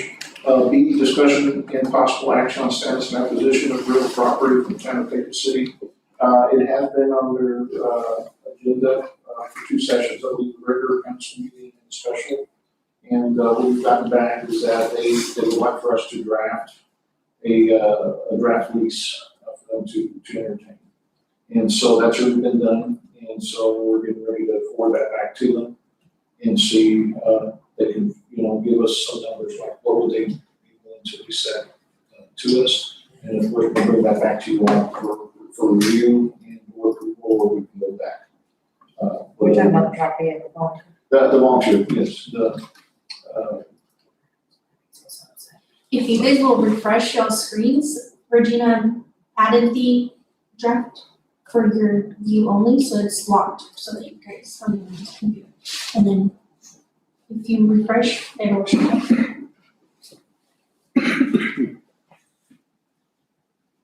How much longer are we thinking we're gonna need the volunteer? Time? well, again, we're looking at least, I'm gonna say the supply chain issues, at least 2 years. We were just talking about this earlier, I think we're at, what do you say, we're at $88 a barrel right now? $89 a barrel? Yeah, 88.65 last time I checked. And so one of the things that was mentioning is that if it hits, I think we said 95, that's where a lot of times we start losing contractors because they start going to the oil field. So we consider that not happen to us. So if that happens, then the construction's probably going to be going on. Those contractors, are they local? No. So most of the sub bases coming from, I think, dirt work guys out of Amarillo, our electricians and stuff are out of Houston. So they're mostly all out of. I don't think they might not lose their name. I mean, our hope is that it doesn't happen. Right, but- yeah, I mean, but these are they've been conversations doing it we're having. forever, and they're not from here, so. Yeah, Well, but well, you'd well, be surprised how many. Well, I understand it, cause I was there, I've been there, We've but, lost uh, and subcontractors. if, Or they just are going bankrupt during the middle of your project. yeah, So we're hoping that's not gonna be the case, but, Yeah. these are conversations that we are talking about, how things might be looking. So that's kind of where we're at, as soon as we get some numbers back from the city, definitely we'll bring that back to the board for review. And then you all can tell us which direction you'd like us to hit. How much do you have over there, chief, as far as, how much are we utilizing? Right now, Chief Garcia, all we have is some of the equipment that we purchased, right? Yeah, and, all the appliances, Cyclone, fitness equipment, fitness equipment, that's up on that, the shelves. I mean, I'm running out of space, so that's the reason, I mean, I've done my inventory, that's the reason why I haven't moved anything. I mean, we don't have enough space. Yeah, I'm just saying based off of the leasing price that the city may want us to pay, I mean, we might be better off finding another space, I mean, to be honest. And that's what we're kind of waiting to see what they're doing. Yeah. Present. So. But, So Regina, are we supposed to be giving them a proposal for a lease number, or are they going to? They are supposed to provide an offer number, as far as the monthly lease payment is concerned. That's how we left the meeting in December. They then, I guess, came back to Chief and said that they wanted to see a draft based on the terms that we discussed at that December meeting. So we had prepared this. We wanted to run it by our board first. ESD 1 and ESD 2 before sending it over to the city, just to make sure that you all were fine with some of these terms. I do want to note, it is a 3-year term. That's what was agreed to. You've got to take some consideration for moving in, moving out. There's a 6-month termination notice provision, and it can automatically renew for 1-year terms if you will need it. That's the way that we structured it, just to kind of cover you if in case, you all do need space for a longer period of time. One of the things that was important was signage, and making sure that all the signage is corrected, and also making sure that the district security systems could be installed, because we do have some very high dollar equipment being housed there, just like with everywhere else. And so those things were certainly fine, but the city was willing to allow the district to do whatever it needs to inside of the facility. Obviously, both parties need to have the requisite insurance. Generally speaking, when you get some of the boilerplate language that we have in here, those are pretty much the highlights of the terms that we discussed. Unless you can remember some others that have skipped over. Is there any kind of improvement clauses in there somewhere? The district is allowed to improve it as it deems necessary, if that's what you're asking. So anything that should go wrong with the building is for us to repair or to fix? So, the way we have structured it, there is a landlord's responsibilities and a tenant's responsibilities section in section 4. So the landlord is responsible for the structural soundness of the roof, the foundation, and the exterior wall. And the district is responsible for the windows, doors, bumpers in place, and all of that. And as well as the district has the ability to remodel or make any additions or improvements that it deems necessary to the structure. It is responsible for all of its own fixtures that is installed and other personal property and materials. And the district would have to work to remove whatever we put in at the end of it.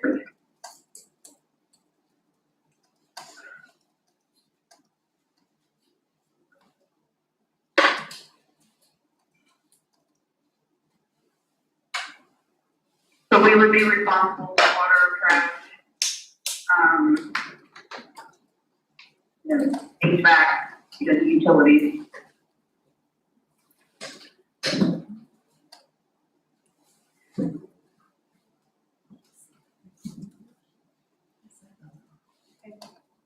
Let's see what they come But back. you're already responsible for that, so. Under the interlocal agreement.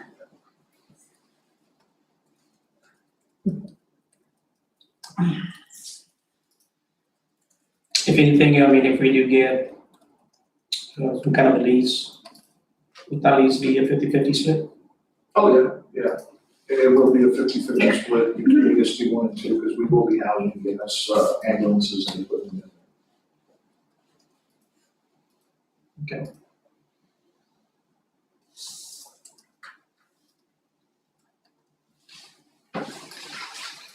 So there's really not a motion, right? 'Cause you gotta take it back to the city, right?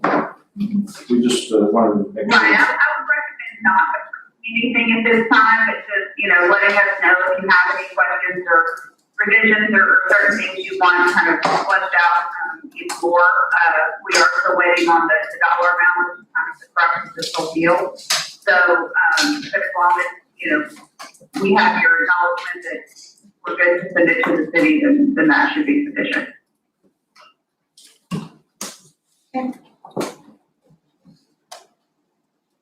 C, discussion possible action on status design and construction of stations 1, 2, and 3, temporary personnel quarters. So, again, Luke is gonna give us an update of where we're at with the critical construction, and then I can give you a brief update on this particular project here. Luke, you wanna? Sure. So, overall, did we have the owner schedules? We have C, with a C.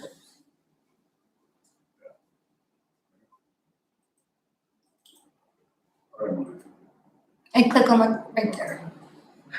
Different format.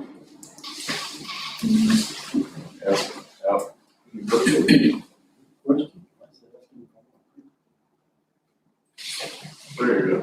If they've already looked at the draft, we can move on over to the public view. Right now, it's under administrator. Please do. And you're live.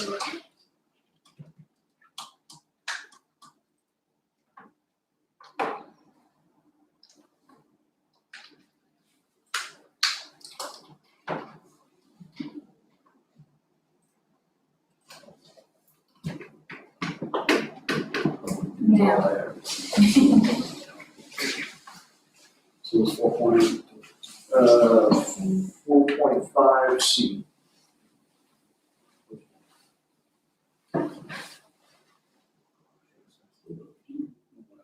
That's fine. Make it a little bigger. All right, so commissioners, this is what I call an owner schedule. So, the GC schedule obviously is, I've built the owner schedule based upon the initial GC schedule. The reason we have an owner schedule is because whenever the GC is finished, that doesn't mean that we can just take operational of the building, right? So I've got furniture, I've got all the equipment, I've got to move in, pipe racks. It's gonna take us about a month and a half after the GC is substantially complete before the facility is operational, okay? So it's all first day in new office or butts and seats, okay? So all 3 stations are the same. I just made a schedule for each station just because if one gets behind, then I can update that without showing they're all behind, right? So right now what we're looking at is, and we'll just go over key milestones. I've got an additional 10 days of rain delay anticipated beyond the rain days that are in the GC's contract currently.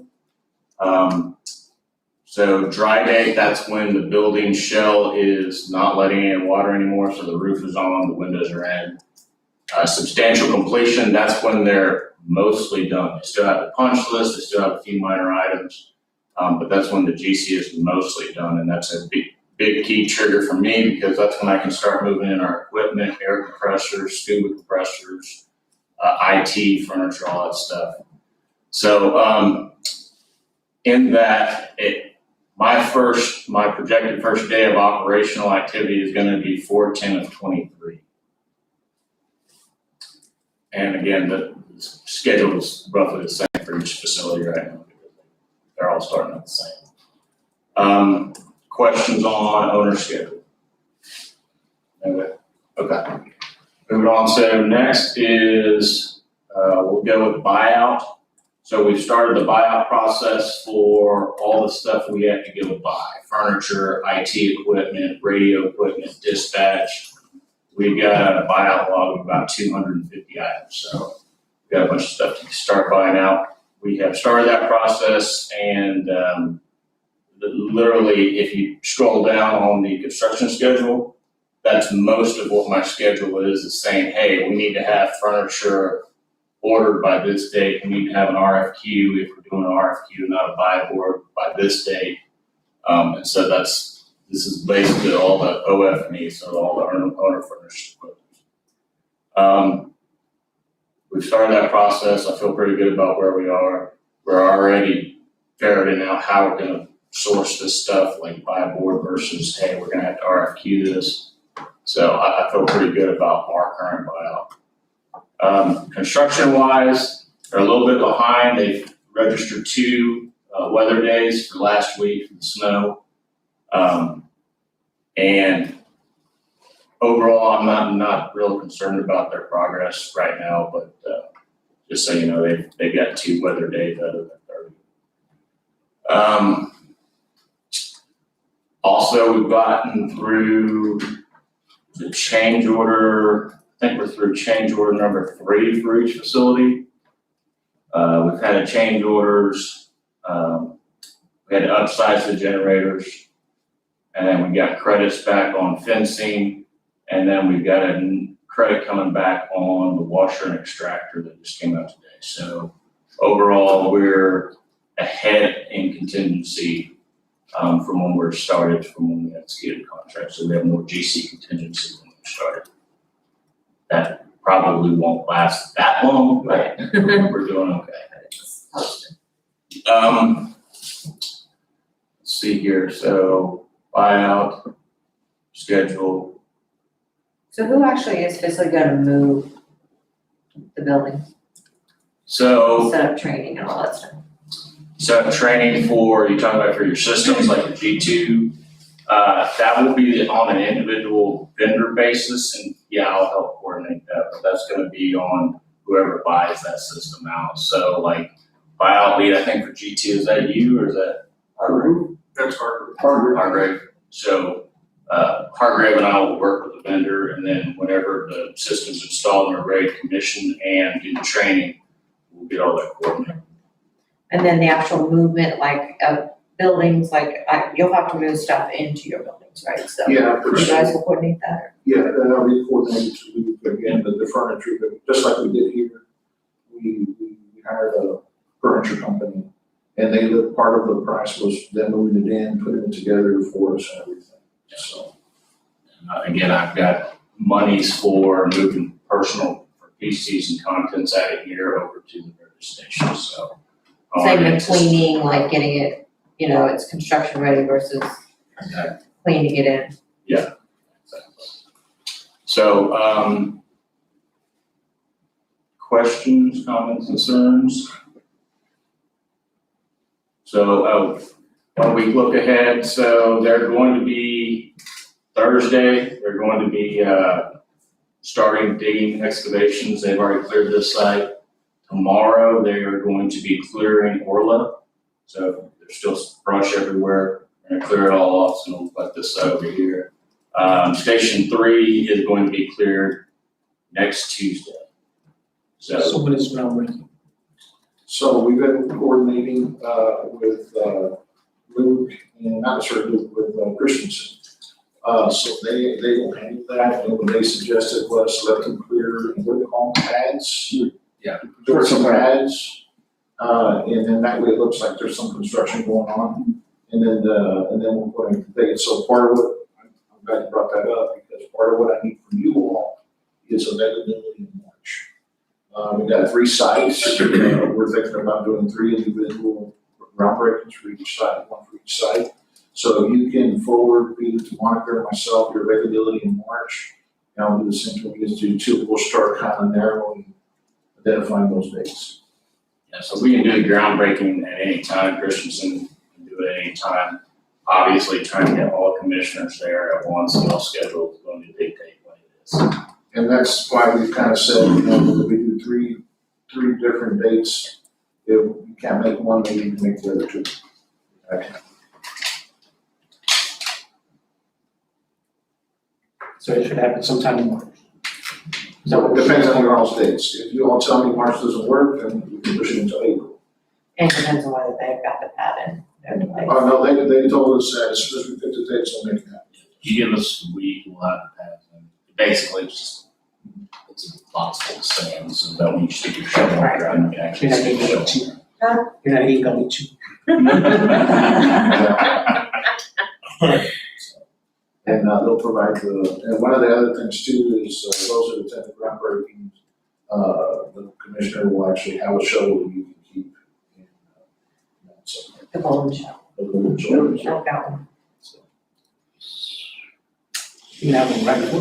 But you need to hold on to your haircut and your vest so that you want to. Will there be options at some point, Chief, just to open, like we open it up to our board members to actually walk the site every once in a while? Yeah, It's been good for the well, board. definitely, yeah, talking with, that's one of the things with Christensen, they're very safety conscious and everything, so, yeah, we'll just need to coordinate, just like we do with the hospital, just coordinate, we'll schedule something, as things. I will say this, and hopefully I'm not speaking ahead, if you've noticed, all the trailers are in place, the survey teams have come out. If you walk, like I've walked all three sides, where the stakes are, those are supposed to be the corners of the building, and they're offset by 6 foot. 6 foot offset. But, so it's kind of neat, like I walked over here and you can kind of visually, you have the drawing, you just, oh, okay, here's the base gonna be, same thing in Orland, same thing in South End. And you guys should come walk them. Yeah, well, talk to somebody, we're loaning you guys some radios, do some testing. Yeah. You, Right, right, Yeah. when Mr. Jefferson won. Yeah, for communications. so, but yeah, he said he could help us coordinate it. And one last thing, Commissioner, so over the next 2 months, we're going, like I said, we've got about 200 items on that buyout log. So that means there's going to be a lot of agreements we're going to need to sign, execute, probably next 3 months, really, as we get the project brought out on our side, so just FYI. I would suggest if we have a lot of things that we need to talk about or bring up, maybe having 2 meetings. Just so we're not stuck in the long meetings and talking about all the contracts and stuff. Shall we up for that? I'll leave it to the chief. And just make sure that when we bring them on, Chief, that we mirror it with the, what's on construction, like what's on the, whether it's FF&E or whatever it's under, just so we can mirror it up to the budget, that's all. So, could I make a suggestion that we're gonna add another meeting, could that second meeting be a joint meeting? Specifically for this kind of thing, because it's gonna require both. So instead of having 2 separates, let's do the 2 regular and maybe do a special joint meeting. And that way you all can have a discussion together. Yes? Yes. Yeah, Justin, go ahead.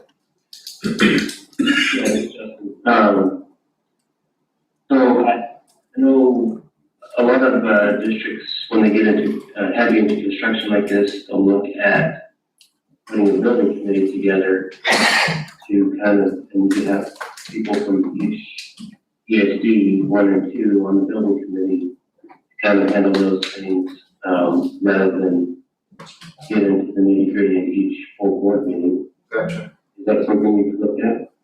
No, I haven't even thought about that, commissioners, is that something that you all would entertain? I think my understanding is that the committees is not to make final decisions for the boards. They can make recommendations. We can't vote on anything, so you wouldn't get any approvals. So you'd have probably two people from each board on that committee. And then they'd be able to go through all the details with Luke and the construction team, and then bring those kind of a concise recommendation. Ideally, we can limit some of the conversation in the actual board meeting. Gotcha. So, I mean, if we want to go down that route, we already have the advisory committee already scheduled for the first Tuesday. which has 2 members from each board, and you guys wanna go that route. So you wouldn't be voting, but you would have those discussions and then bring it back to your regular meetings for approval. Is that pretty much what you were recommending, Justin? Yeah, you could use the advisory committee for it unless you wanted to also use, the other option would be to set up a separate, just for the building, but you could use the advisory committee the same way. I mean, just an idea. So it's up to you, whatever you want to do. Would a lot of that contract information come from you anyway? I mean, if it's coming from the owner's rep, I mean, I think we basically should be kind of like almost approving everything. I mean, if you're, His job is to make sure we're a budget. so, I have to take every one of them through the attorneys first, so, or I try and take them through the attorneys first, unfortunately. With the amount we're gonna have, there's probably some that I have to ask for y'all's approval and you. I think once it comes before us, I think it should be ready really quick. Tell me what the committee would be. Okay. Two questions. So not do the joint session and just bring it individual? I think maybe try the first joint meeting and see how it goes. You fine with that? I mean, you're gonna know when you have numerous amounts of things for us to approve, so if you feel like a meeting is warranted, I guess you could let the chief know, if you've got 20 items, right? That's why I don't wanna say, hey, let's go ahead and set up a separate meeting for it, 'cause I don't know how many I'm gonna have Right. ready to go next month, right? So, So I would just let him let us know. Yeah, we can play it by ear, and then when you say you've got a need or something, we can try to schedule and bring as much stuff as you can. something like that. And, Chief, I would just add to that, I think that's a good course of action, and I just want to commend the districts for bringing on, Luke and HCM. I think that was a good choice. A good owner rep. It's been a good process so far, working with Christensen and Luke and everybody getting this, construction kicked off, so we're excited about that. Justin, we just have to get somebody to keep an eye on you. Right. Yeah. Well, I should be out there, hopefully at your meeting next month. Okay. Well, we'll see you. Appreciate that, Justin. These things don't happen, the only way they happen is with a great architect and a good GC and everybody working as a team, so. Are you giving him some kind of a commission? Is there something we should know about? Anything else you want to share with the commissioner? If y'all have any questions, otherwise, no, that's all I have. Thanks for everything. I thought I had something else. Or is there another line item somewhere going? Yeah. We don't go to Untitled Chapter? No. Oh, yeah, the other one is for ESD 2. Oh, that's right. That'll be next Tuesday.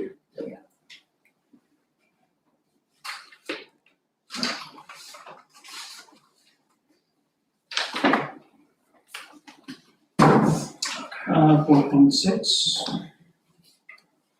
Discussion with possible action on table ten software subscription. So commissioners, as you all know, as we continue to transition over, some of the, software that we're utilizing currently to be able to communicate is called Tango. It's actually, done through cell phones. And currently right now, this is actually a really good backup for us because we don't have a substantial infrastructure for radios. And so whenever we can't get a hold of people on radios, we use Tango. So currently, this is actually being paid by the city of Pecos, and we've offered to take it on and us to take it over and just continue paying for it. And this is what we're bringing to you all. This is the invoice. And again, this will be a 50-50. Now, this is, I believe they were behind a few months.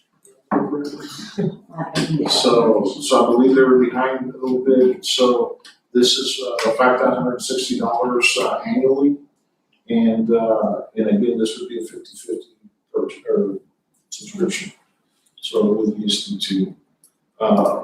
So Again, we're bringing to you all of them now, we'll just continue, but at some point, we would have to do something on our own or just continue this, and we're bringing this because most of us are already on this already. Are you satisfied with it? Yeah, we all, this is kind of our backup, and especially when we're out there way up in the north end of the county, it really comes in handy. Now, in a few more months, hopefully, the infrastructure we're putting in with repeaters, we're hoping that our radios are gonna become much better. And so we can then reevaluate at that point if this is something we want to do. And so any place in our budget that we budgeted for this? For this one, we haven't, so it'll have to be added to the budget. And is this something, this would be a separate subscription Yes. from the city? From the city, it'll be our own subscription, so we're gonna take it away from the city. Well, it's their Well, it's their subscription, subscription, we're gonna make our own. we're gonna inherit it. You know, we're gonna transfer it over to us. And we're gonna continue to, keep everybody that's on it for now until the transition is fully executed.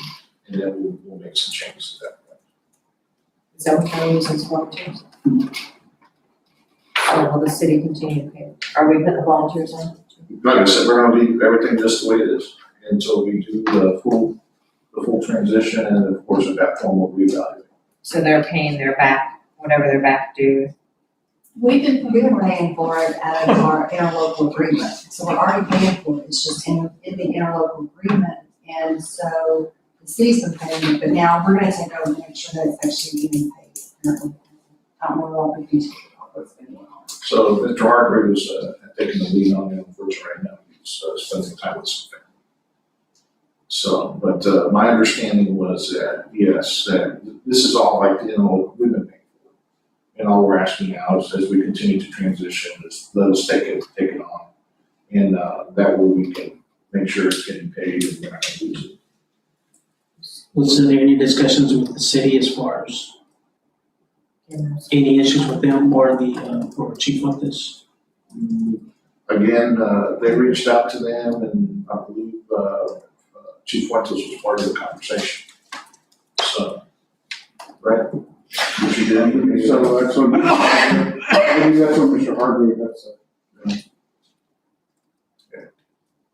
So again, if this is something you all don't feel comfortable with, we can just drop it. We're still using it anyway, and we're still paying for it.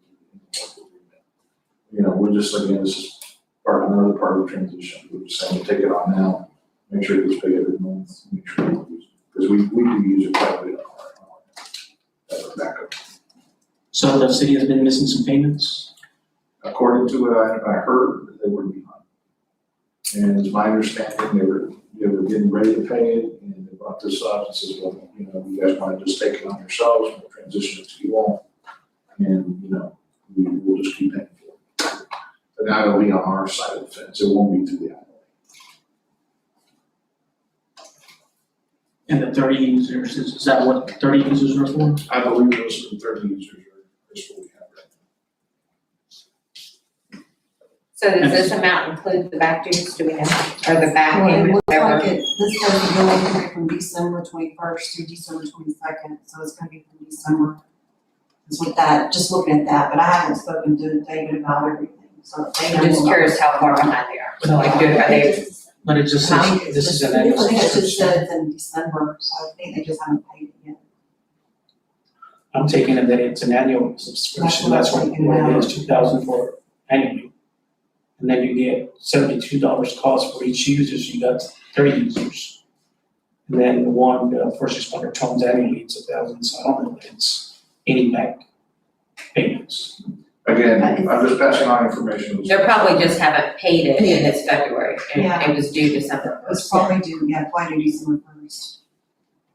But if it's in the ILA, then why wouldn't they have paid the annual already?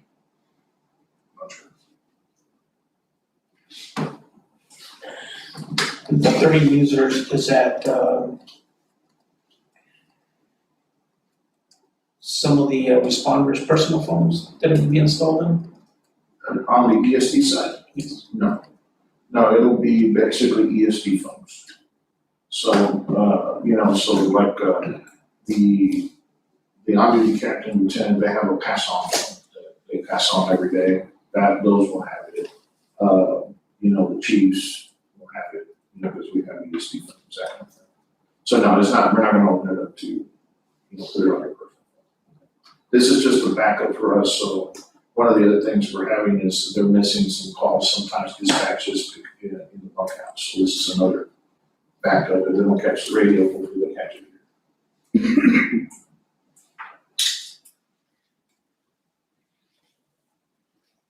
Again, this is a 50-50, so we'll have to bring this to ESD2 next week as well.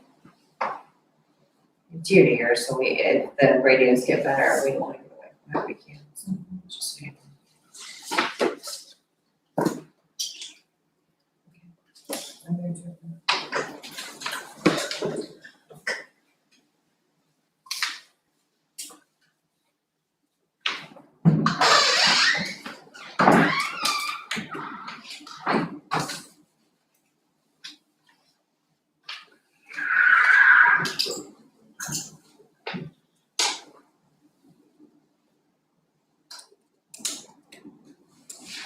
Second motion, there's been a motion by Commissioner Ryder, second by Commissioner Contreras to approve the subscription as presented.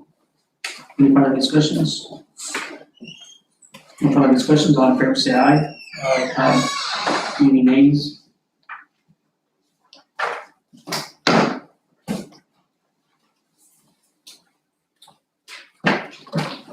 Discussion possible action on KC sales. So, good evening, Commissioners. Casey Sales is actually the company that we're buying our foam for our fire operations. It's actually the Fire 2000.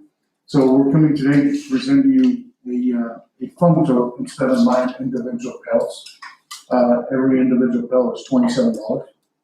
So right now I'm here to present a 250-gallon tote for $6,750. Plus a foam pump that we can actually draft out of it and fill up our individual containers that we have and fill up our fire trucks. And that one comes out to $450. It's a 115-volt 12L GPM foam pump that we can utilize. It is actually, you can connect it on the regular wall outlet and we can leave it there. Budget, anywhere? Yes, so this is budgeted, so we use a lot of foam. What kind of foam is it? It's a Fire 2000. This is a Class A and B. This is visual foam. Yeah, so this is a Class A and B foam. It does have some alcohol resistant capability. Environmental free as well. Is that what you'd be using on On the new apparatus. We just got a few pills a while back to try it, and it works well. In addition, any counties, they also use it, and we've seen a lot of success with it. So, and the handy part about it is you don't ever have to worry about mixing or any of that because it's for both Class A and Class B fires. And our budget. Yes. I would approve it for budget.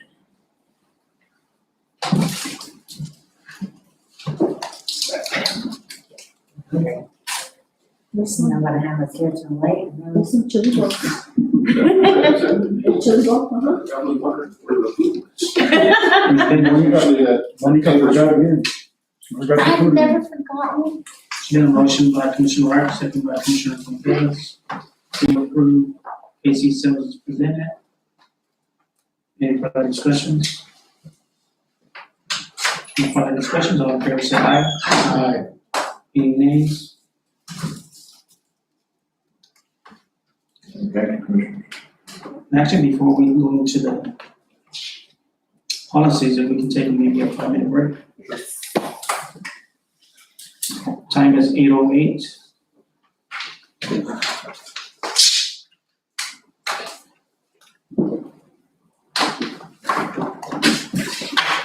Grab something.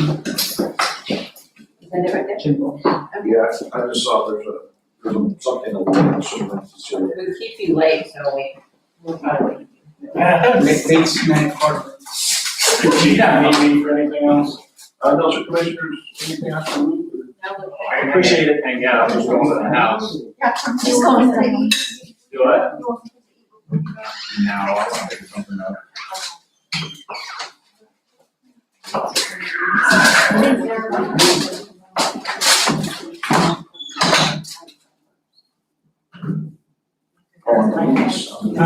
Get hurt later. Yeah.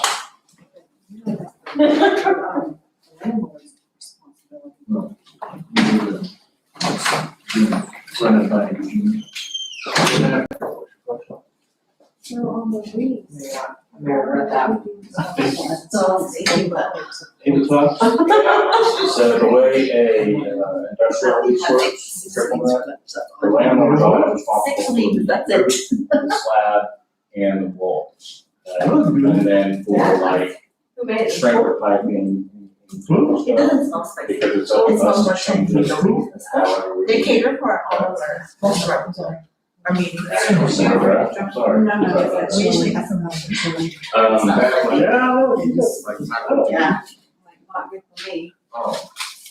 Yeah, that's typical triple What net. is triple, what's common? They like that. Common. Yeah, commercial offices. So, thank you very Yeah, no, much. Appreciate it. Try to do it again, so Just not get everything one at one time. It's gonna be based on how much we get actually done. Target, and you got all. It's got a little, but not that. Yeah. Sorry. Spicy? Yeah. Is it? I thought it smelled. It's got a little spice to it, but not bad. Yeah, okay. I got a meeting at 11, so my bus gonna be parked here about 9. Who's supposed to sign it? You and Freddie, because you already, you do have signatures, right? Signature Dory from Lane? Oh, yeah, I think they get. Okay. Gosh, I've been on, me and Fred have been on since the beginning. We were here before, during rocks. Year before Christ. I noticed that, I live in the apartment across from you guys. And I noticed that construction costs do not show up, or you have dilapidated amount.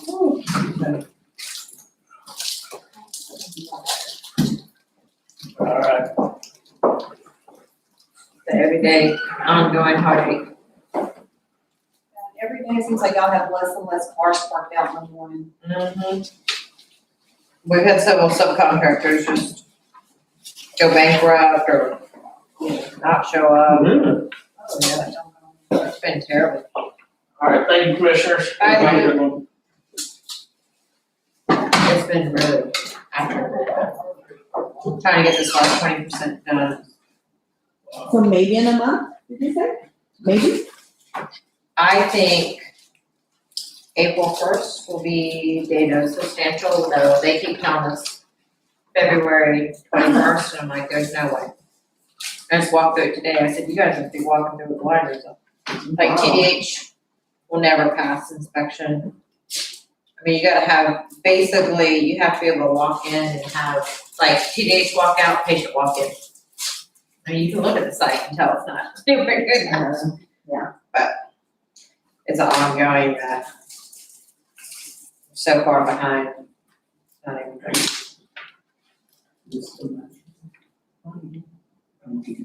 I have no idea. That's why I said always back here. Look at me.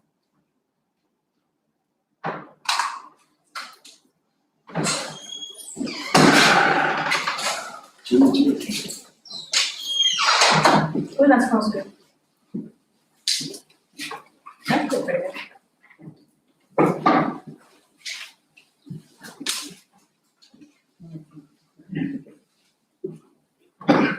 Did we turn off the light stream? No, did you? Why do you think of that? Look at that's over. No, because then we have to start a whole new.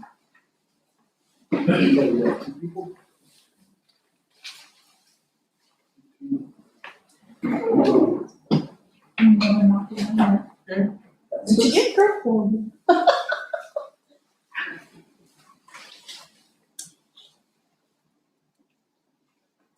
It's because he was cut off, the one guy was cut off, pockets and both of them, half the people missing, I'm not sure.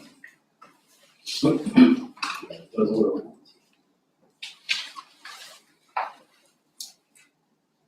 Your first set of signatures, Mr. Commissioner Chair. Mr. Secretary?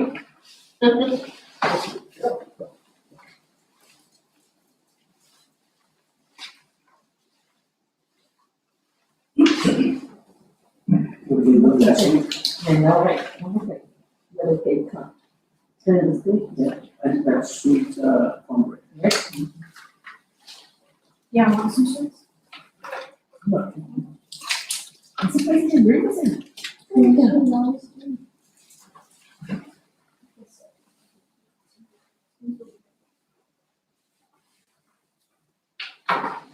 Thank you, sir. Yes, sir.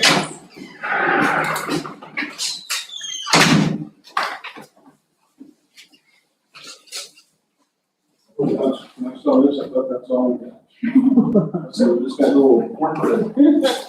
I thought they were there. Yeah, I said, man, we just got bread.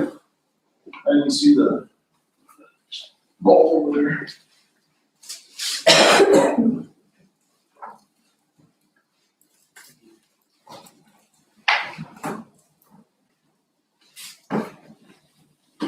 Let me know when you're ready. Yes, you look at all.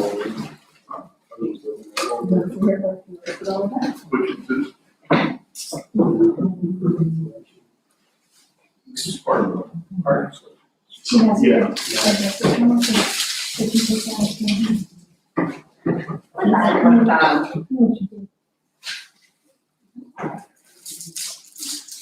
So these are the first ones. This is the one you.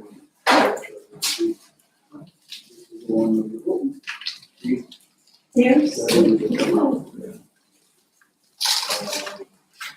Now, this, what happened was, finished from the responders, you know how it has the brackets, and it has like a standard thing that goes, you know, slow right now for firefighter, they changed it to responders. So I'm reviewing it, it's all firefighters. But we took on that.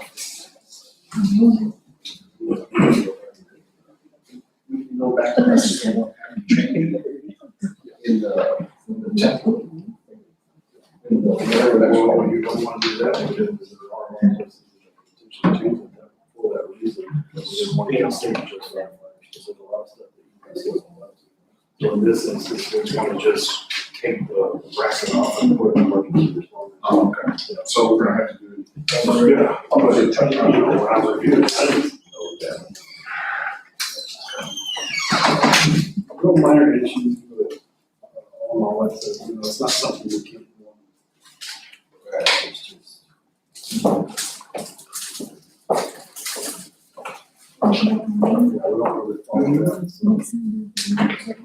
You're gonna what? Progress up here. So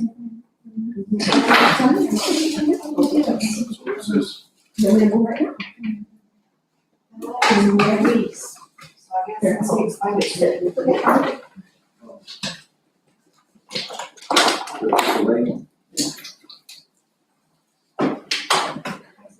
It's already been like 2 hours. Can I tell you one more item?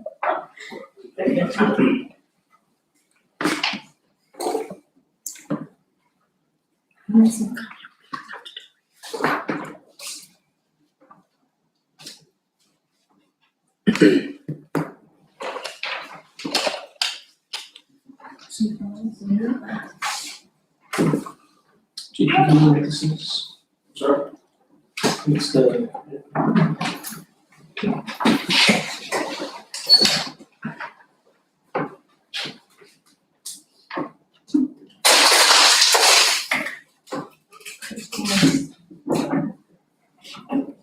Change the order. No, this has to be, because we got the lifts in. And so now we're able to, instead of having Damien on the creek to read the trucks, now we can actually lift the vehicle up. So it's actually this. No, it's not the lifts, he went and got, Do you need a single? the extended deal to drain the oil.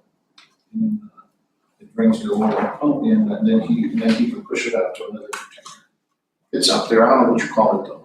Because now you can actually walk under. But it's just a machine, put it in there, or Yeah, see it until it's. but it also pushes it out. You go through pressure. I wanna say that's what added to. Yeah. I don't know what. It's just, 'cause it says a 2012 Chevrolet truck, so. Yeah, so that's why they all change that. Oh, and maybe that's just the end. The filters, air $600. filters. What's it for? For the oil change. I mean, I don't know What kind of vehicle though, is what? It says 2012 Chevrolet truck, Silverado. Oh, so that's the old, Command. No, that has to the old be, Navy. they put it under this type of truck because that is the drain thing, because you gotta put the, I don't know, yeah. Commercial sale, because they even gave it to it, and I got a discounted price. So we don't even own a 2012. The command vehicle. The red? We purchased that. The red one? Yeah, but it's not a 2012. Oh, It should be a 2018 17. and needs 20. then I'm not sure what it's going for, unless it's a this type. Can I call Eric? And it's not. Where is it? It's over there, but if you guys see that, can we see that? Oh, in the car. Eric. Yeah, I used that school.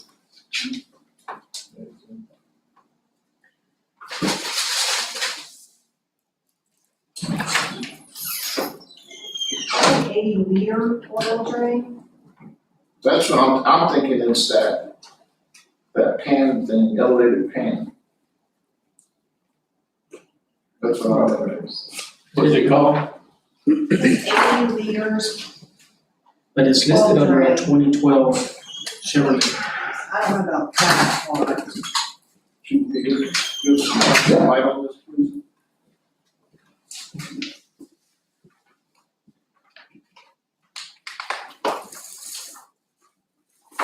Okay, so this is the actual, it's the drain machine that we have, that it actually, now that we have our lifts, we do our PMs up in the air, so we don't have to be underneath the vehicle with a creeper.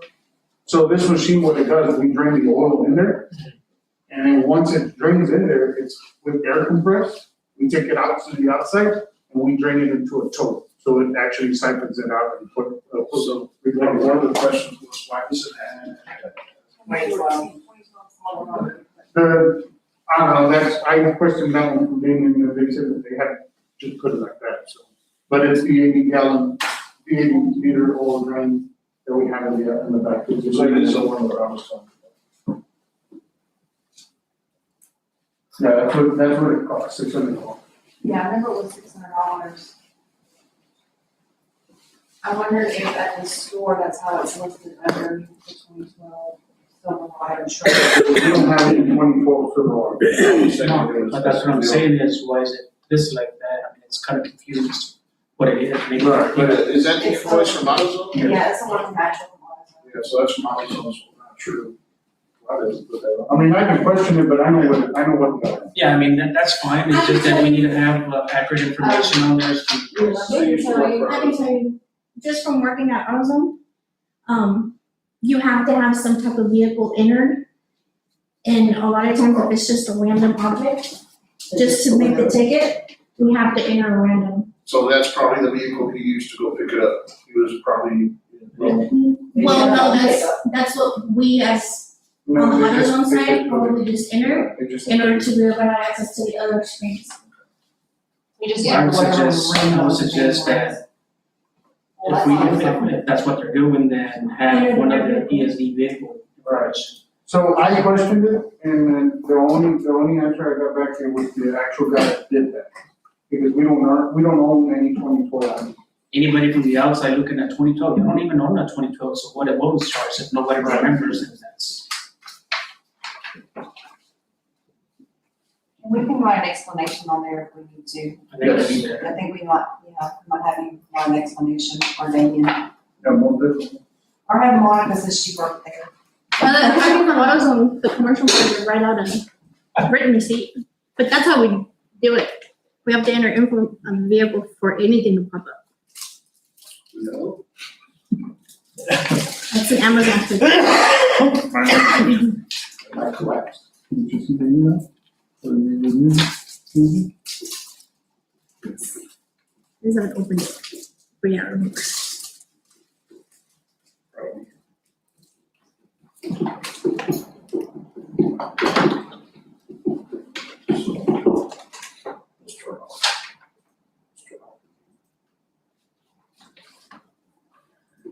You said you. Oh, Oh, this is part of. no, this one's mine, Yeah, sorry. I was like, Mine. Mr. Flores, don't know what you sign? Yes. The only reason I. For the secretary, yes. But you can sign a requisition. Oh, requisition. She's gonna get your name, a number, and your fingernails, and your fingerprint. Right. That's the emergency notification and events comprehensive test. For $5,000. You just sign it.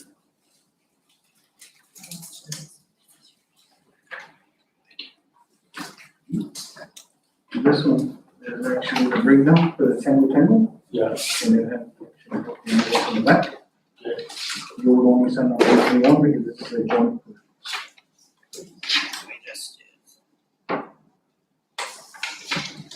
This one is actually the home tool that I just go in.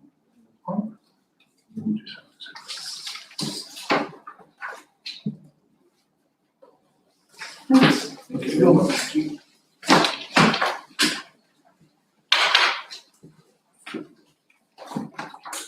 You're one ready? Yes, sir. We'll go back on the record. Time is now 8:25.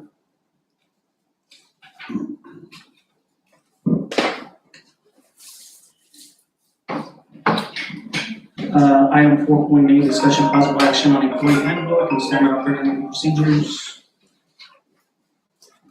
So thank you, Commissioners. As you all know, we're bringing our policies to you all for approval. And so we're going to start off with one that you've actually already approved. And after it was actually approved, we realized that we missed a couple of things. So we've added those in this part of those with you. In addition to that, also, we're trying to align ourselves with the county and the city. So we can have similar days off or holidays. So, Ms. Clerk. Can you pull up? Okay, so I'm gonna tell you, what's highlighted are things that we've changed or added to the policy. And if you wanna know what the differences are from the original and the new one, then I can tell you I have those written down.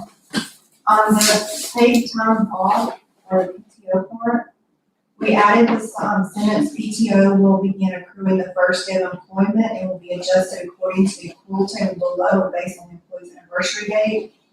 So PTO may be used for the following 90 days of full employment. So we just added that sentence so that they knew when their PTO starts and when they can start using it. So after their 90 days, they can start using their PTO. But it'll accrue on the very first day that they start working with us. So that's what we said there. So after the 90 days, it should have what, 30 hours? 30 hours. They can start using their 30 hours at that time. Any questions on that section?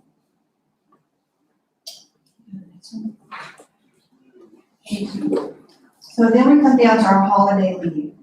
So on our holiday leave, what we did is we took out we took out 10 days, and we're just gonna put the following days, so if we need to adjust anything later, we can add some more days. But we've added the days Martin Luther King, President's Day, and Veterans Day, and we also have one floating holiday. So we're in line pretty much with the district, with Reeves County School District, I believe it was the school district, Reeves County and the city. and the city. Where's that one? Is it still under So it's underneath holiday leave. benefits? Yes. Yeah, it's the same policy. It's under the same policy. 4.3. It's just underneath PTO time. So we added those, and then we also, since we had this weird situation this year, we added, if any of the observed holidays fall on a Saturday, the preceding Friday will be considered a holiday. And if the holiday falls on a Sunday, the holiday will be acknowledged on the Monday. And if the two holidays fall on Friday and Saturday, the Saturday holiday will be observed on Monday, and if the two consecutives fall on Sunday, Monday, then the Sunday will be observed on Friday. And that's mostly gonna happen during Christmas, for the two holidays falling on the same day, which is what happened this year. So that we can observe and be in compliant or actually follow the district or the city. So we're adding 3 holidays on it.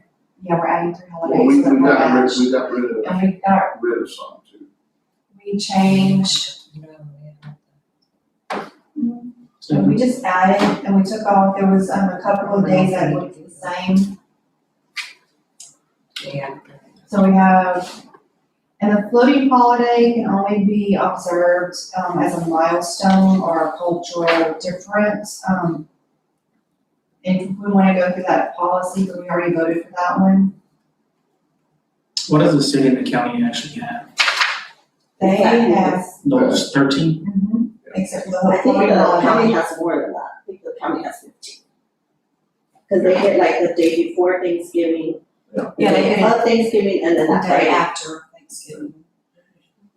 And so that was part of the complaints we had this year, this holiday season, is that, you know, some people were off and we were still working. And so we decided to. You guys are a 24-hour service too, just like the hospital, so, I mean, I Yeah, this is understand. more for, well, The administration. I know, but I mean, still, for you to be closed shop for, 5-6 consecutive days in administrative, I mean, we're a 24/7, 365-day operation.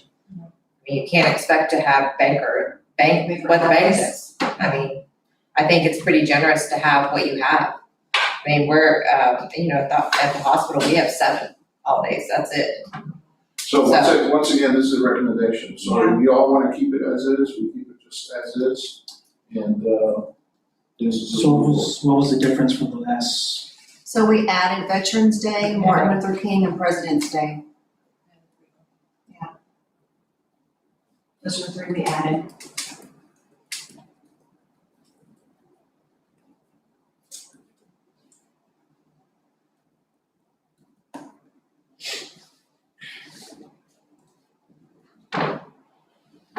So if we were to approve this, what happens to the New Year's Day since it's already passed and then the We President's? don't go back, we don't retroactivate anything, everything's just moving forward, and it's only going to be for those that are scheduled to work those days, as far as pay goes.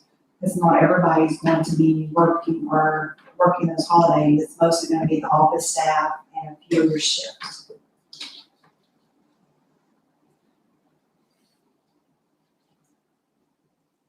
So is this being approved every year?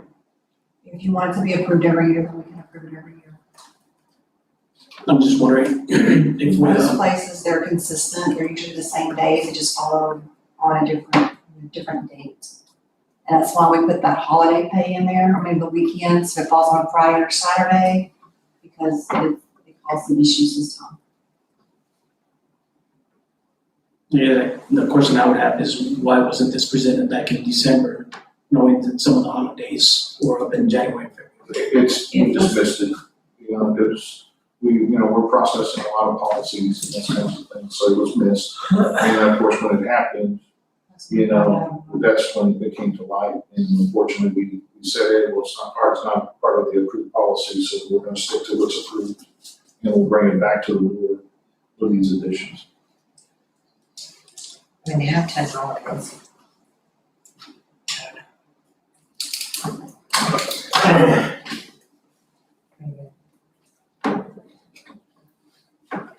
Yeah, our company doesn't give us, not even Good Friday. No. No, yeah, we didn't have it either. Good Friday was either, It's you called, can use it as your own personal. If you want to take it as a religion holiday, you take it as a religion. Which to us, that would be the floating holiday. Right, and be the full holiday. So again, I just wanna, point that out, we're bringing this to you all because Right. these were concerns that were forwarded to us, from, staff, from personnel. And so we said, okay, this is what the county's doing, so the city's doing, we'll bring it to our boards and see what they have to say. And on a holiday pay, when you're off on the holiday, you get paid regular hour? If you're a shift worker, you only get paid if you work that day for a holiday. So if you're here and if you're here to work that day, you're scheduled to work that day, Right. then you get paid the holiday. If you're scheduled Which not to work is- that day, which would be Monday through Friday. Okay, but what I'm trying to say is, How many hours do they get for that? is it double time and a half or Oh, double no, time? it's just gonna be, it'll be straight time. So if they work an 8-hour shift, they get 8 hours. If they work a 12-hour shift, they'll get 12 hours. If they work a 24-hour shift, they'll get 24 hours. It's just gonna be an additional pay, so they'll get their straight pay Plus, plus that holiday. okay. But city, county, and the school, I mean, they're a different They're like- operation. Yeah. I mean, we're a 24/7 operation. It's just something to consider. So the other thing too, just like what we said last month, we're not expecting you all to approve this tonight. Sit on it, you know, you wanna reach out to other people and then just let us know and we'll bring it back next month for approval. We just, again, we wanted to follow through because these were concerns that were forwarded to us from personnel. And I believe that was the only changes we made. That was the only changes we really made. That particular. I don't think Martin Luther King has ever been considered because this is the first year. it's a Yeah, federal that's the holiday. first year, because that is a new holiday and that's also a federal holiday. Well, I think you're honestly really generous with 10 days, honestly. I really think you are. On a 24/7 operation, I mean, the average, if you look right across the board for 24/7 operations is, probably a standard in between 8 and 10.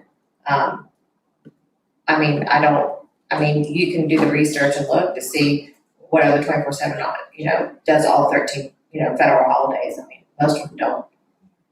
Because we don't follow the same rules and guidelines as the city, the county, and the school. It's like, oh, this is a. Because they wanna be off together with their spouse, and I understand that, but at the same time, it's pretty generous to give 10 holidays. I'm just wondering what the police department administration and the sheriff's office administration, if They do the same county holidays and the city holidays. maybe they're first responders. And The office Administration. gets those. Yeah, I really never pay attention because But the county gets we're always on 15 meetings. days. Right. If Same not- here. Yeah, one holiday, right. No matter what happens during the holiday week at night, something happens, we're out there. 13. I hope we're taking, maybe one of the floating holiday, just. Or I don't mind Veterans Day, I think it's an important day for a lot of people, it should be people within your organization. I don't mind honoring veterans, but I don't know that I do all 13. So can we just Yeah. let you guys sit on it for a few weeks and just, you want, just email Monica or Tessie the changes you would all like and we'll bring it back, next month. Yeah, that was it, that was the only changes we made, the rest was good. All right, forgive me if I've used the wrong name, Ms. Smith, Shelley? Yes, I'm here. Okay, so did I get the name right? Yes, you did, Joe Smith. Okay, so I know you're representing Mr. Maddox, so the next three policies, that, we wanted to kind of go over, were the hiring policies. He had, yeah, he had three of them, that he submitted to us for review. So the first one we're gonna pull up, is the one, 1113 hiring policy.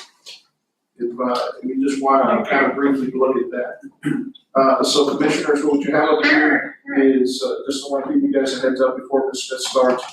So we forwarded to Mr. Maddox the Lexi poll, hiring policies. And so look down a bit. So everything that was added,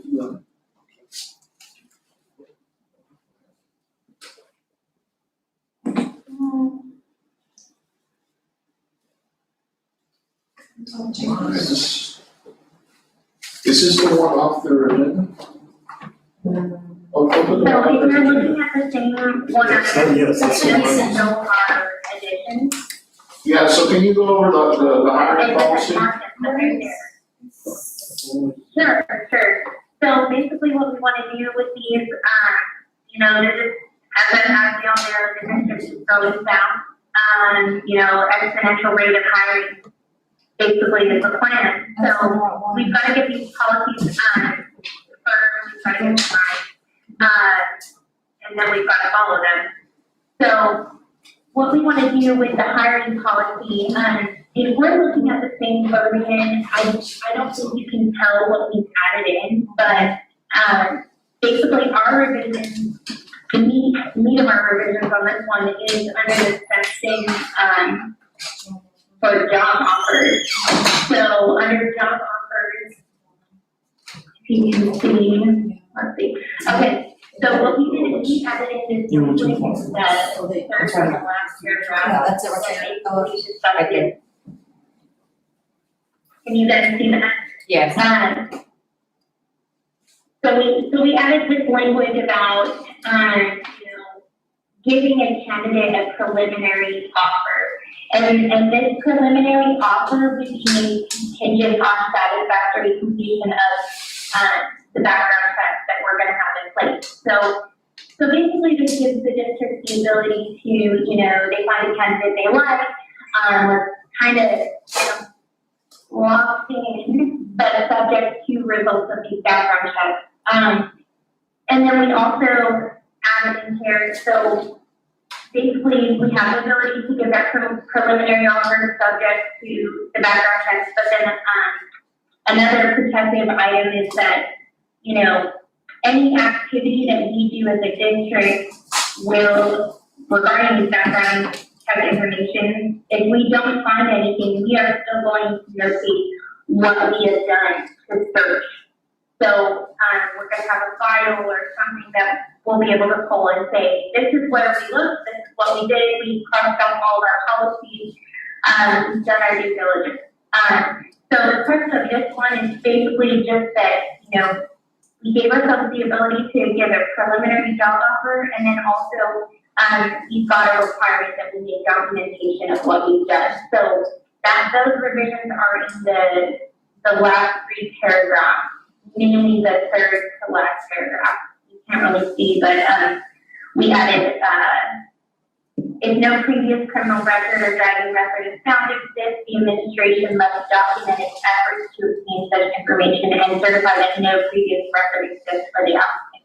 So as you can see, we were kind of looking to some previous experiences and wanted to have it protected policy-wise.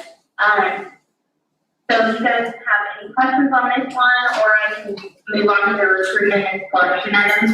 So we do have some questions. I do have a question, like on the criminal, like on the background check, when you say criminal history, like what do you want us to look for? I mean, good credit, bad credit, I mean, what exactly, can you clarify like we're supposed to be looking for when we run a credit history? I mean, of course, we're gonna get a credit score, but we're not, Okay, sure. So I think part of your question I couldn't quite hear, but I think I've got the gist of it. So what we want to do with these criminal background checks is we want to look and see basically does this person have a record. There's a list of items that we can check for that is actually included in, let's see, I think it's so Ms. Smith, Ms. Smith, we already run background checks, criminal, we do the state, federal, county, we do all of that. The thing that we'd be adding it in is the credit history. So when we go digging into credit history, like, I mean, if somebody has bad credit, are we not gonna be allowed to hire somebody, or, that's what I want clarifications on. Okay, I'm so sorry, I didn't hear that part. So, I mean, that's gonna be up to you guys as you guys internally. I mean, if you as a policy want to, yeah, so you guys want to have some type of situation in place where you assess, well, what is really bad credit history-wise and what do we not want? So, I mean, some people will say, it kind of goes to, honesty and those types of things. So, I mean, that portion right there, yes, you can run that, of course, but guys as a district to decide, you know, what the ramifications are and what is not acceptable. Okay, so I guess. I think it'd be more or less considered as a factor of the hiring process. Not that you're gonna reject an application just for its. But it could just terminate, like if someone already has this, and this, and then on top of that has a bad credit history or bad, So or what bad. if we get somebody that's good all the way across and then they have bad credit? Or You usually, have to take it, you'll just have to take all of it into I mean, consideration. are we gonna We need to set like have a prevention? Usually your bad credit, when people are checking for bad credit, they don't get hired, usually people are in law enforcement for people not to get bribed Right. and stuff like that. I mean, as far as here, That's what I was gonna mention, like at the airport, that was part of the background criteria because of the security aspect of the airport. Because again, you have somebody who have bad credit, that means they're probably not paying their bills and that kind of thing, so they're gonna need money, so it's easier, the way we look at it, it's easier for someone to bribe them, say, hey, let me in so I can go put some down. But remember, you all will be entering people's houses, right? So somebody who owes debt or credit and enters a residence and sees that diamond ring, hang on, there's the things that you have to factor in, whether that would be a temptation for someone to take due to their financial history. I mean, that's just a part of law enforcement, first responders, FBI, police department, everything. Those things do play a factor because you're not really sitting at an office job. I mean, you're in people's cars, you're in people's houses, you're in their personal stuff during wrecks, and they're just, at that point, they're rendering aid, right? So they're not paying attention to what you're doing in there. So I want to know that someone's coming in my house, you know, that So what they're, if they really don't have much of a credit, like our new people, they're all new people, and they don't have a credit. well, I think that that's okay. That doesn't say they have bad credit, it just So says they you don't have just wanna credit. make sure that it's just not bad as far as. I think you have to factor it all in. yeah, I don't think we can line out We're every not lining situation. out like, So,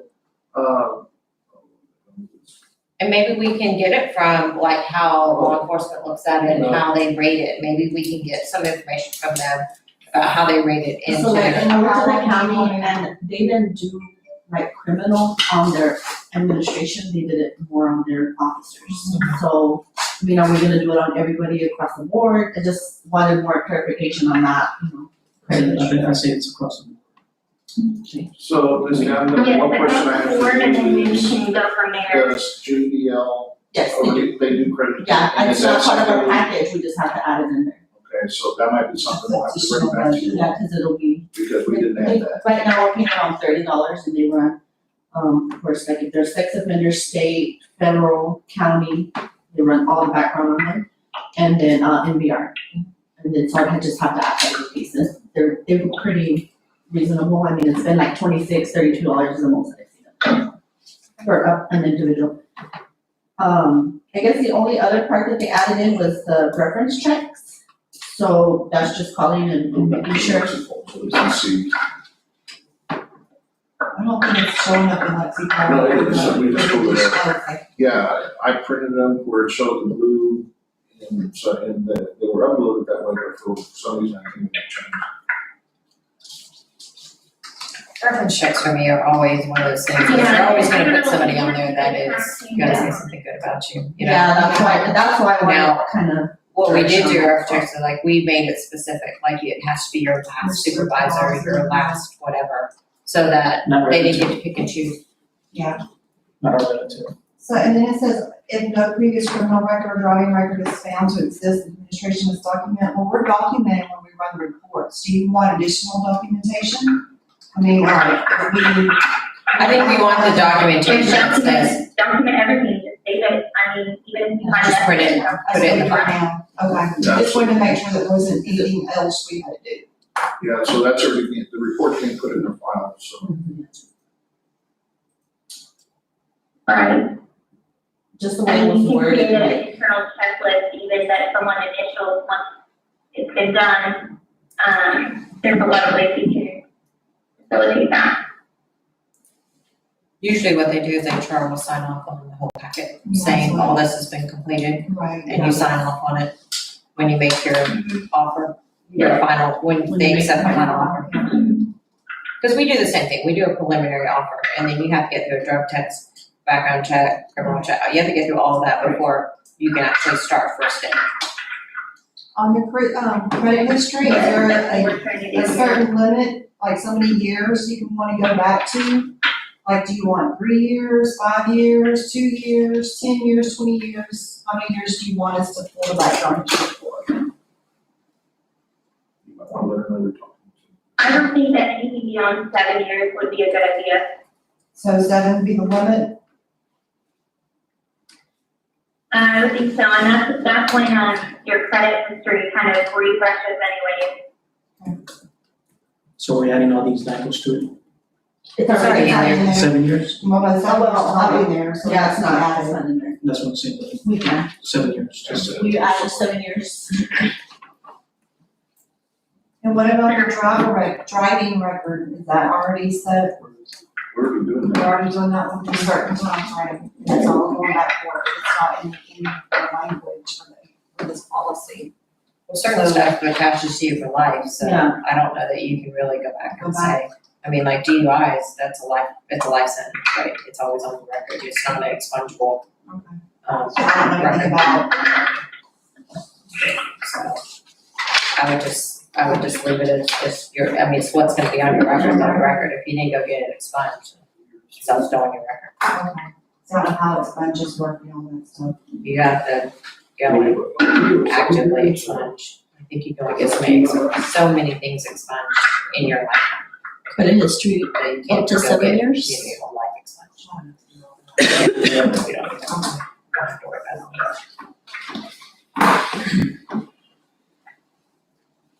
All right, anything else? Mr. Good, say. What is it, credit history, up to 7 days or credit history? 7 years. 7 years. 7 years.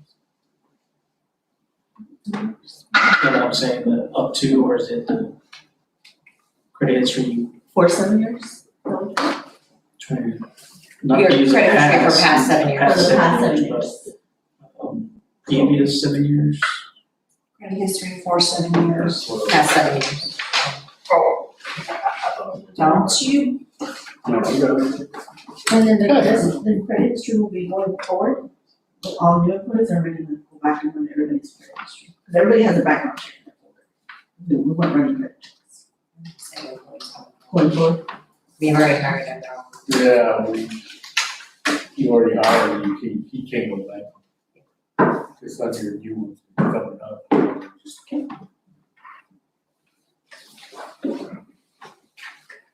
Okay. Can we move on to, 1,000 recruitment and selection, commissioners? All right, Ms. Smith, we're moving on to recruitment and selection. That's gonna be one. Okay. Great. So You see that? if you guys can see, I don't know if you wanted to start off with anything too Garcia, but the crux of what we've done here is under section 100, 0.5.5. So if you guys are ready, we can. So this is what I was trying to explain earlier, commissioners, is the foundation of the policy comes from Mexico. Anything that's been changed, or anything that's been added is in blue, anything that's been deleted will be crossed out in red. So where you see administrative chief on, that was already changes that we had made previously. And then I think, what was the number again, Ms. Smith? So if you go under 1000.5.5, and then the PDF I'm looking at is PDF page 1, right around 153. Yeah. So go back to this. Okay, so, That's weird. okay, that's there. This version doesn't have a revision on it. Yeah, I'm pulling it up on Mexico, and that should happen. Just give us 1 second.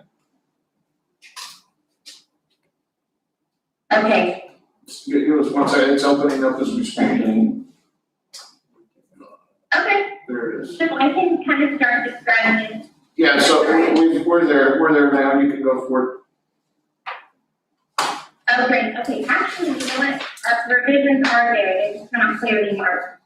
Okay, so the big important thing that we did here is, first of all, we defined the vehicle operator. So, what this revision is gonna do is just kind of help the district identify who would be classified as a vehicle operator.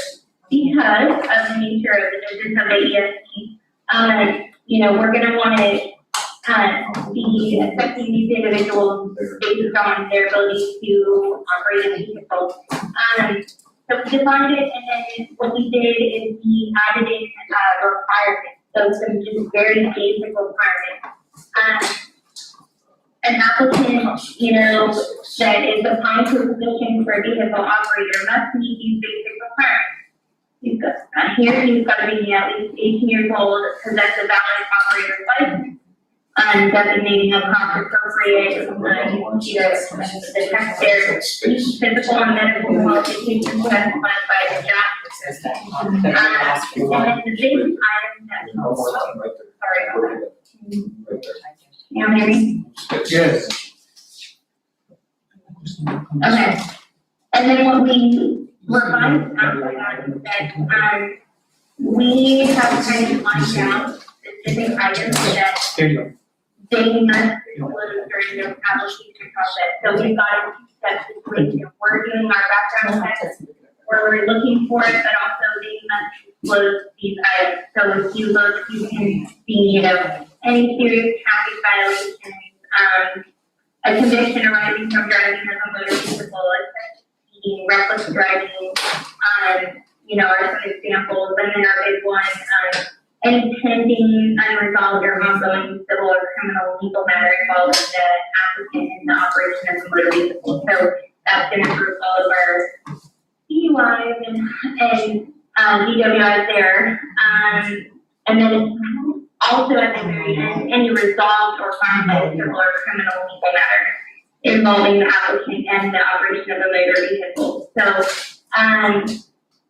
here, this is just really important. This is going to kind of put some requirements on the applicant to follow this policy. And then if they don't, and if for some reason our background check does not reveal any of these items, which hopefully that doesn't become an issue, you have this policy to fall back on, in the event that something is stubborn and you do need to let go of someone that has been, either offered a job or has been on the job, and there's been something turning or stubborn. So, I guess just any questions you all have about this one would be, whatever you have for me. Everybody good? Yes. All right, Ms. Smith, 1102 employment policy.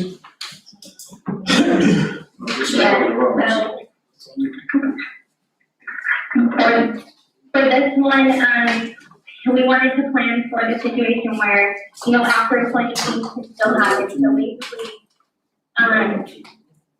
if you hire someone, and we added in what's called employee mandatory disclosure. I'm sorry, I should have gotten you there on the document in front of you.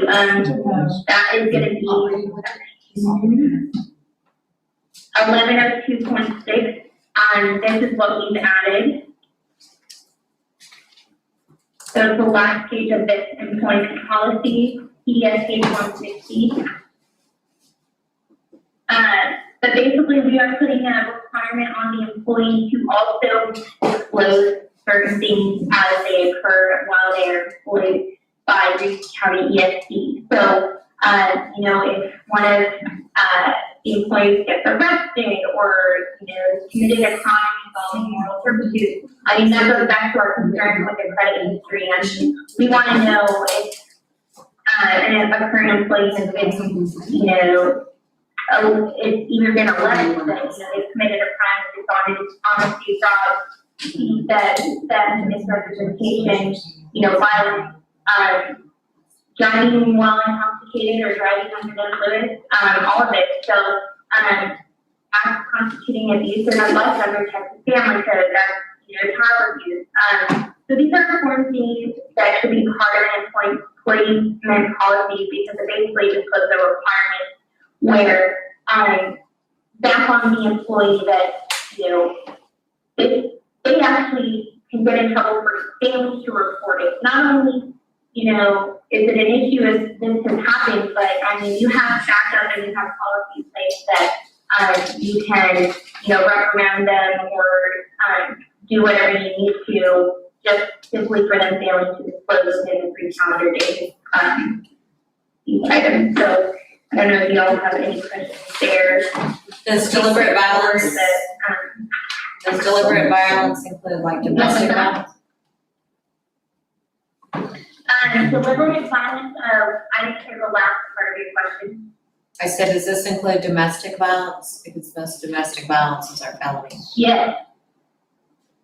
Yes, and then domestic violence is actually also going to be grouped under Texas Family Code as well.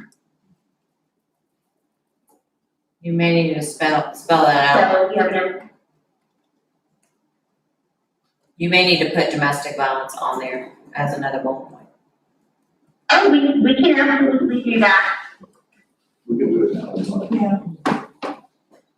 And is this something that we need to have them sign during their onboarding? Well, keep in mind, when they come out, they have to acknowledge it. And so we'll have a report that says that they read it and acknowledged they read it. So we can do it that way. Yeah. Yeah, these sort of things, and acknowledge that for sure. That's good. You got anything? Moving on. Okay, nothing else on these? Okay, Ms. Smith, I believe that was the last policy you all submitted, correct? That's my understanding, yes. Okay, all right, commissioners, the following policies, again, are the operational side of it. So, for example, emergency response, we'll open those up. I don't know if you all have an opportunity to look at those over the weekend. If you have any questions. Again, you're gonna see a lot of changes because these are pretty much, right out of Lexington. You know, we try to leave, you know, there's not much we need to change on those. So we have 301 emergency response, 304 rapid intervention, 2 out. That's a Texas Commission on Fire Protection requirement that we have this policy in place as well. Rapid intervention. 305 urban search and rescue. Again, that's another fire-related operational deal. It talks about searches, rescues, technical, medical, and support, and that kind of thing. We call it. Again, please stop me if you have any questions on any of these. 306 tactical withdrawal. Again, these are just, you know, policies that we're putting out to assess threats and, you know, how to, you know, avoid getting into these types of situations to begin with. And if we do have to withdraw, how do we do that? So, 307 is going to be aircraft operations. Same thing, again, aircraft do tend to have different hazards and, you know, vehicles and those kinds of things. So we definitely want to have something that they can follow when they're responding to an aircraft incident. 308 atmosphere monitoring for carbon monoxide.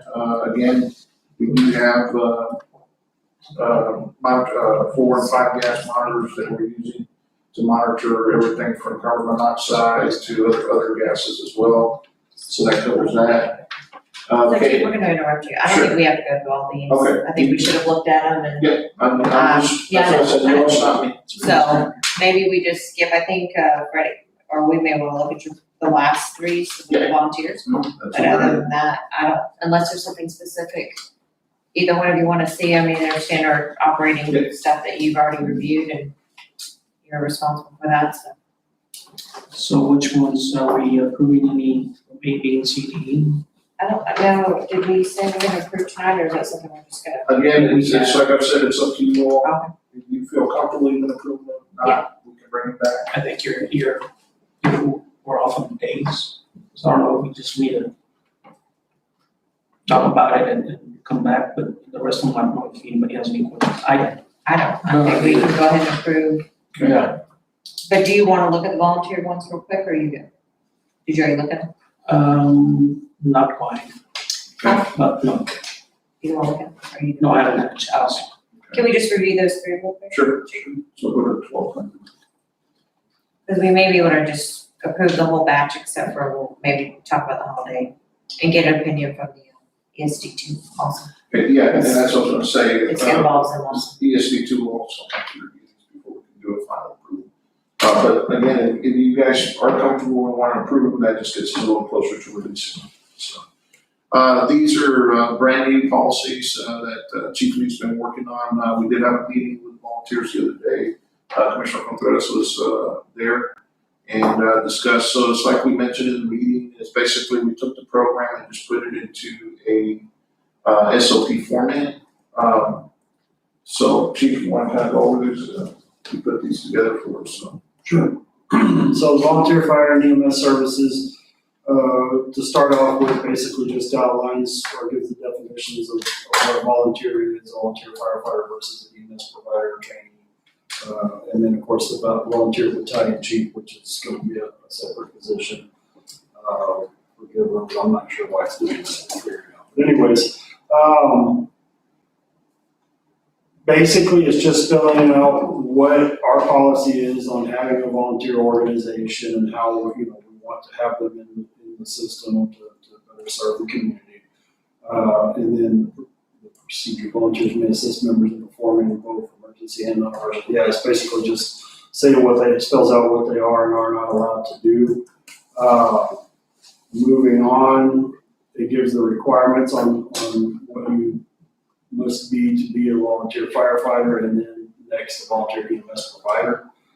Basic stuff, it starts off with, you're either going to have a firefighter certification through SFFME, their basic, intermediate, or advanced firefighter, or a TCFP, basic, intermediate, advanced, or master structural firefighter, or successfully complete our 146-hour RCESD Fire and EMS Volunteer Training Academy. So it goes on to spell out, like I said, the stuff for the EMS people as well, and then it goes into the roles and responsibilities once you are a volunteer. These are very much in line also with even our paid employees, but only what's applicable to a volunteer. So if you see anything that you have questions on, let us know. And then it also gives the volunteer battalion chief what their qualifications are supposed to be. We did tone that down. I know originally we had a volunteer assistant chief, so we toned it down to a volunteer battalion chief and dropped down the requirements pretty not drastically, I don't want to say that, but we dropped it down quite a bit so that it would give members of the community the opportunity to try to take that to fill that position. The volunteer battalion chief roles and responsibilities, pretty similar to the volunteers, but it's more of a supervisory role, and it's kind of an administrative supervisor. They're going to be the person that's kind of keeping tabs on the volunteers, making sure that they're turning in their hours properly, scheduling things, those types of duties. It's all spelled out in there. And then the roles and responsibilities of the volunteer trainee, which is the first step. If you're not a certified person, then you're going to have to go through the training program. And so this kind of just spells out what they're going to have to do before they can actually become a member of good standing. And then it has the volunteer training program.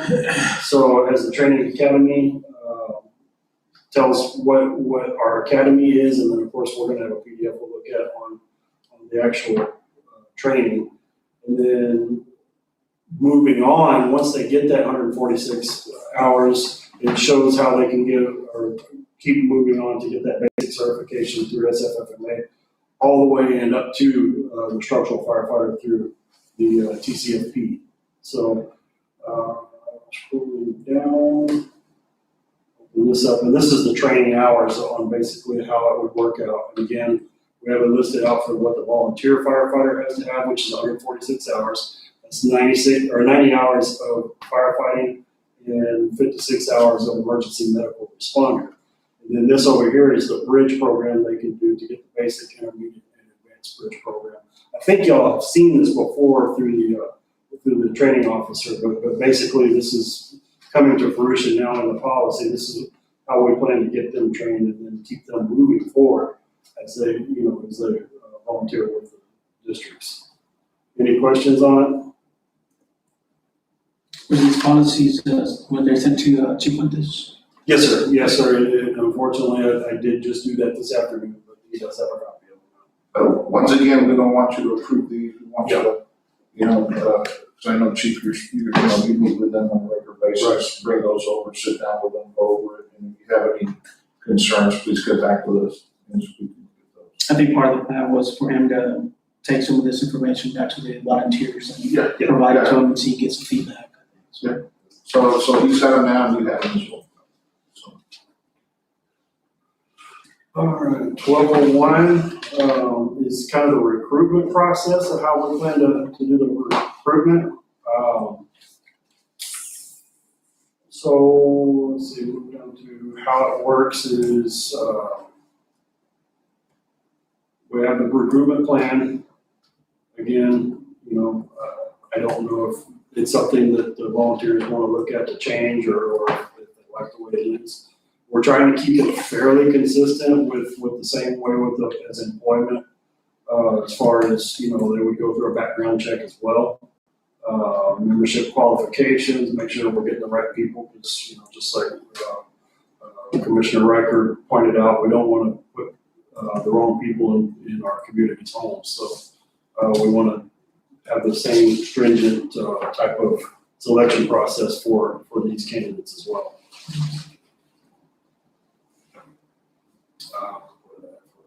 And then of course this is the volunteer applications, what we came up with that would get that application process started. So just almost like a basic job application. One of the back to one of the, I think it was under 1200. I think it says minimum of 18 years of age. We used to have one where it says 18 of age and out of high school. Okay. Because you can have an 18, 19-year-old and they're still in high school in that way. Right. That they're. So 18 years of age and out of high school? And out of high school. Why don't you just add it? Right? Yeah, I got a couple places. But, I think that I would recommend that, yes. That's.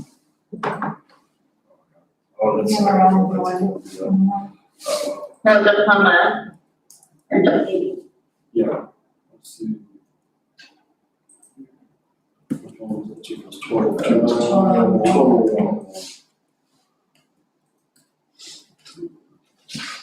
So do we want to go ahead and approve all excluding for benefits time off? And then the 3 on volunteer until it's been reviewed by ESD 2 and the chief. B through J, double J. Yeah, so B through, double J. At least that way it's done. Would you have any objections if we approve that tonight? No, not at all, because once we get ESD 2, then I can release those to the crew, because that's what we were saying, we want to get these up to the crews. And then that'll allow us to bring some more back to you on next week. So you think that'll work, possess high school diploma? Or should I put specifically be out of high school? I think just out of high school, you don't have a kid going to school and then they get so involved with the fighting fires that they're skipping. It's not so much about having to me, it's not so much having a diploma or GED, it's just that they're out of high school.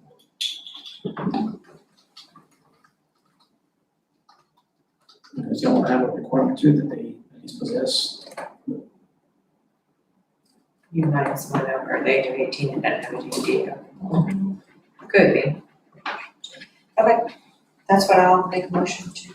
Oh, there's one more, Walter's stipend. Sure. But since we're not approving this. Oh, you just want to look at it over and just get back to us? Okay, that's fine.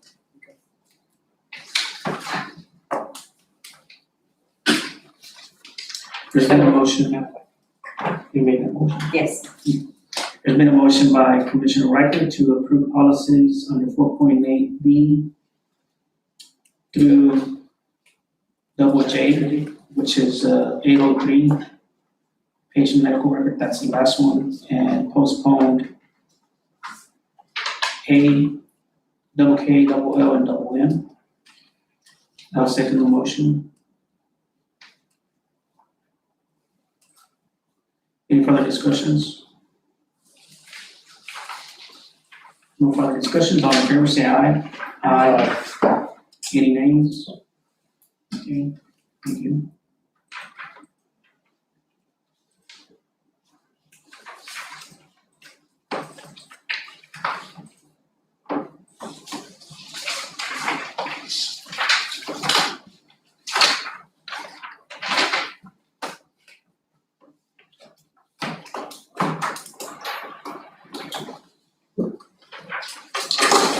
I was trying to figure out why.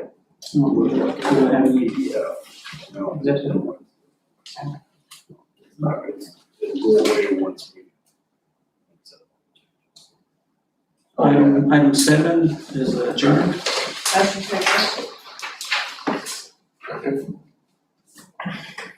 Okay, motion by Commissioner Wright, second by Commissioner Flores to adjourn. Any further discussions? Any further discussions? All in favor say aye. Aye. Aye. Any nays? Thank you.